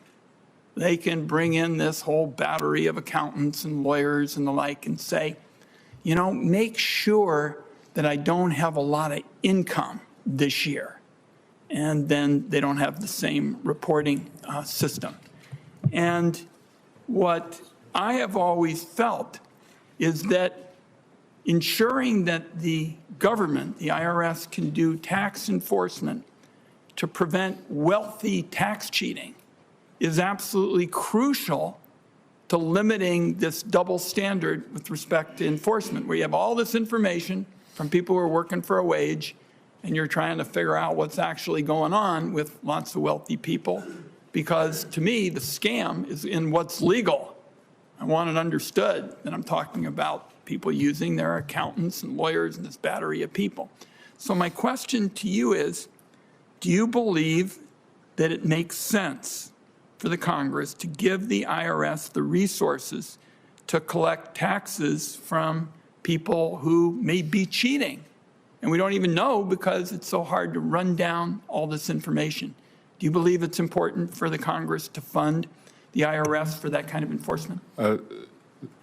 Senator Wyden, I believe that collections are very important, and I believe that the IRS, and again, I haven't been confirmed, I have had no meetings, this is all external. I believe that a large amount of it can be solved by data processing, and we are on the verge of an AI revolution. And I would hope that the AI revolution, much as it has in medical technology, it's pattern recognition, and that my understanding now is that the agency runs on 12 different systems on COBOL, which is the programming language that when I went to Yale in 1980. So I am 100% in favor of that, of updating those systems. So you talked to me about this in the office, and I appreciated the comments. It's still resources. It's going to be computers, perhaps, not people. But I showed up in the United States Senate when only one person, Pat Leahy, knew how to use a computer. And so we've seen these dramatic developments, and I think you're right, AI is going to shape the debate, but it still leaves the question, we're going to need resources. And again, what you've seen, because we don't have the resources to go after the wealthy tax cheats, people who use the earned income tax credit or something, they're the ones, who get the audits and the like. And I want to see in this position, somebody make a commitment to making sure we'll have the resources to go after the wealthy tax cheats who have this unique kind of system. And I would acknowledge your point that certainly it's going to be a challenge in the years ahead with respect to AI and other technologies, but we're still going to need resources. Are you going to support that? If confirmed, I will come back to you with a plan for upping collections. On wealthy tax cheats? Well, you seem to believe that the wealthy cheat more, but that I think across the entire income spectrum. So you were saying that the wealthy have this special cachet, and if there is some large mother lode there, then to figure out how to crack that, whether it's through AI or some other means, that I will commit to coming back to you. Well, let me tell you why it's so important. Former IRS Commissioner Rettig, who was President-elect Trump's last IRS commissioner, testified here that the IRS needed additional multi-year funding because it was, quote, outgunned when it came to auditing wealthy individuals and large corporations. So the view that I have stated today is not just one that I offer, but a former Trump appointee said specifically that the agency was outgunned with respect to resources. So you've indicated that you'll continue the discussion. It's an important one. Thank you, Mr. Chairman. Good. Well, thank you. And why don't you go ahead with any closing remarks you'd like to make right now, and then I will wrap it up. I'm going to spare everybody, and especially the nominee, a filibuster. It's been a long morning. And Mr. Bessent, we started off with your confirming that you're going to protect taxpayers' ability to file their taxes for free directly with the IRS. I think that's constructive because I think when it works for a second straight year, we're going to begin to join the rest of the Western industrialized world in making sure that our people have a chance to have a system that works for them, that empowers them if they choose it. With respect to some other issues, I'm concerned about a number of other matters, and we may need to have some additional conversations about it. What concerned me was your response to my question about wealth rather than work with respect to being favored in the tax code. And I think today that's a reality. That's just plain fact. And the people I represent know it because they pay taxes with all their paychecks, and they're paying a higher rate than people who, as I've indicated today, have good lawyers and good accountants. So I continue to be very troubled by that. And some of the past reforms have tried to minimize those differences between tax rates for wealthy people and tax rates for workers. But I remain concerned about that. And with respect to some of the other issues, I leave you with the proposition that I haven't really heard you touch on, and it's the proposition that Bill Bradley and I have believed in these many years, is we want a tax code that gives everybody in America the chance to get ahead. And with differences like the one I've asked about, the difference between the rates for the wealthy and for workers, there's a long way to go to get it done. So I'll look forward to continuing some conversations. Thank you, Mr. Chairman. Thank you, Senator Wyden. And Mr. Bessent, we're toward the very end here. I'll be brief myself. I want to end where I started out. I think that it's very clear that you have acted in your dealing with the vetting of this committee in a very, very straightforward, courteous, and honorable way. When it comes to your qualifications to be the next Secretary of the Treasury, there is no room for debate, and you have shown that today here in the hearing. Your background, your training, everything is tailor-made for this role, and your character and demeanor are self-evident. You have satisfied our due diligence process. In prior Congresses, I've joined with many of my Republican colleagues in voting for well-qualified Treasury Secretary candidates put forward by a Democratic president, even though I didn't agree with all of the positions that they advocated. Your candidacy ought to enjoy similar support, and I'm going to encourage my colleagues on both sides of the aisle to join with me in advancing your nomination. I appreciate your taking the time that you have taken to work with us over the past few weeks to get this process to this point. And with that, I would like to remind my colleagues that the deadline for submitting any questions for the record is 5 p.m. today. And without anything else, this hearing stands adjourned.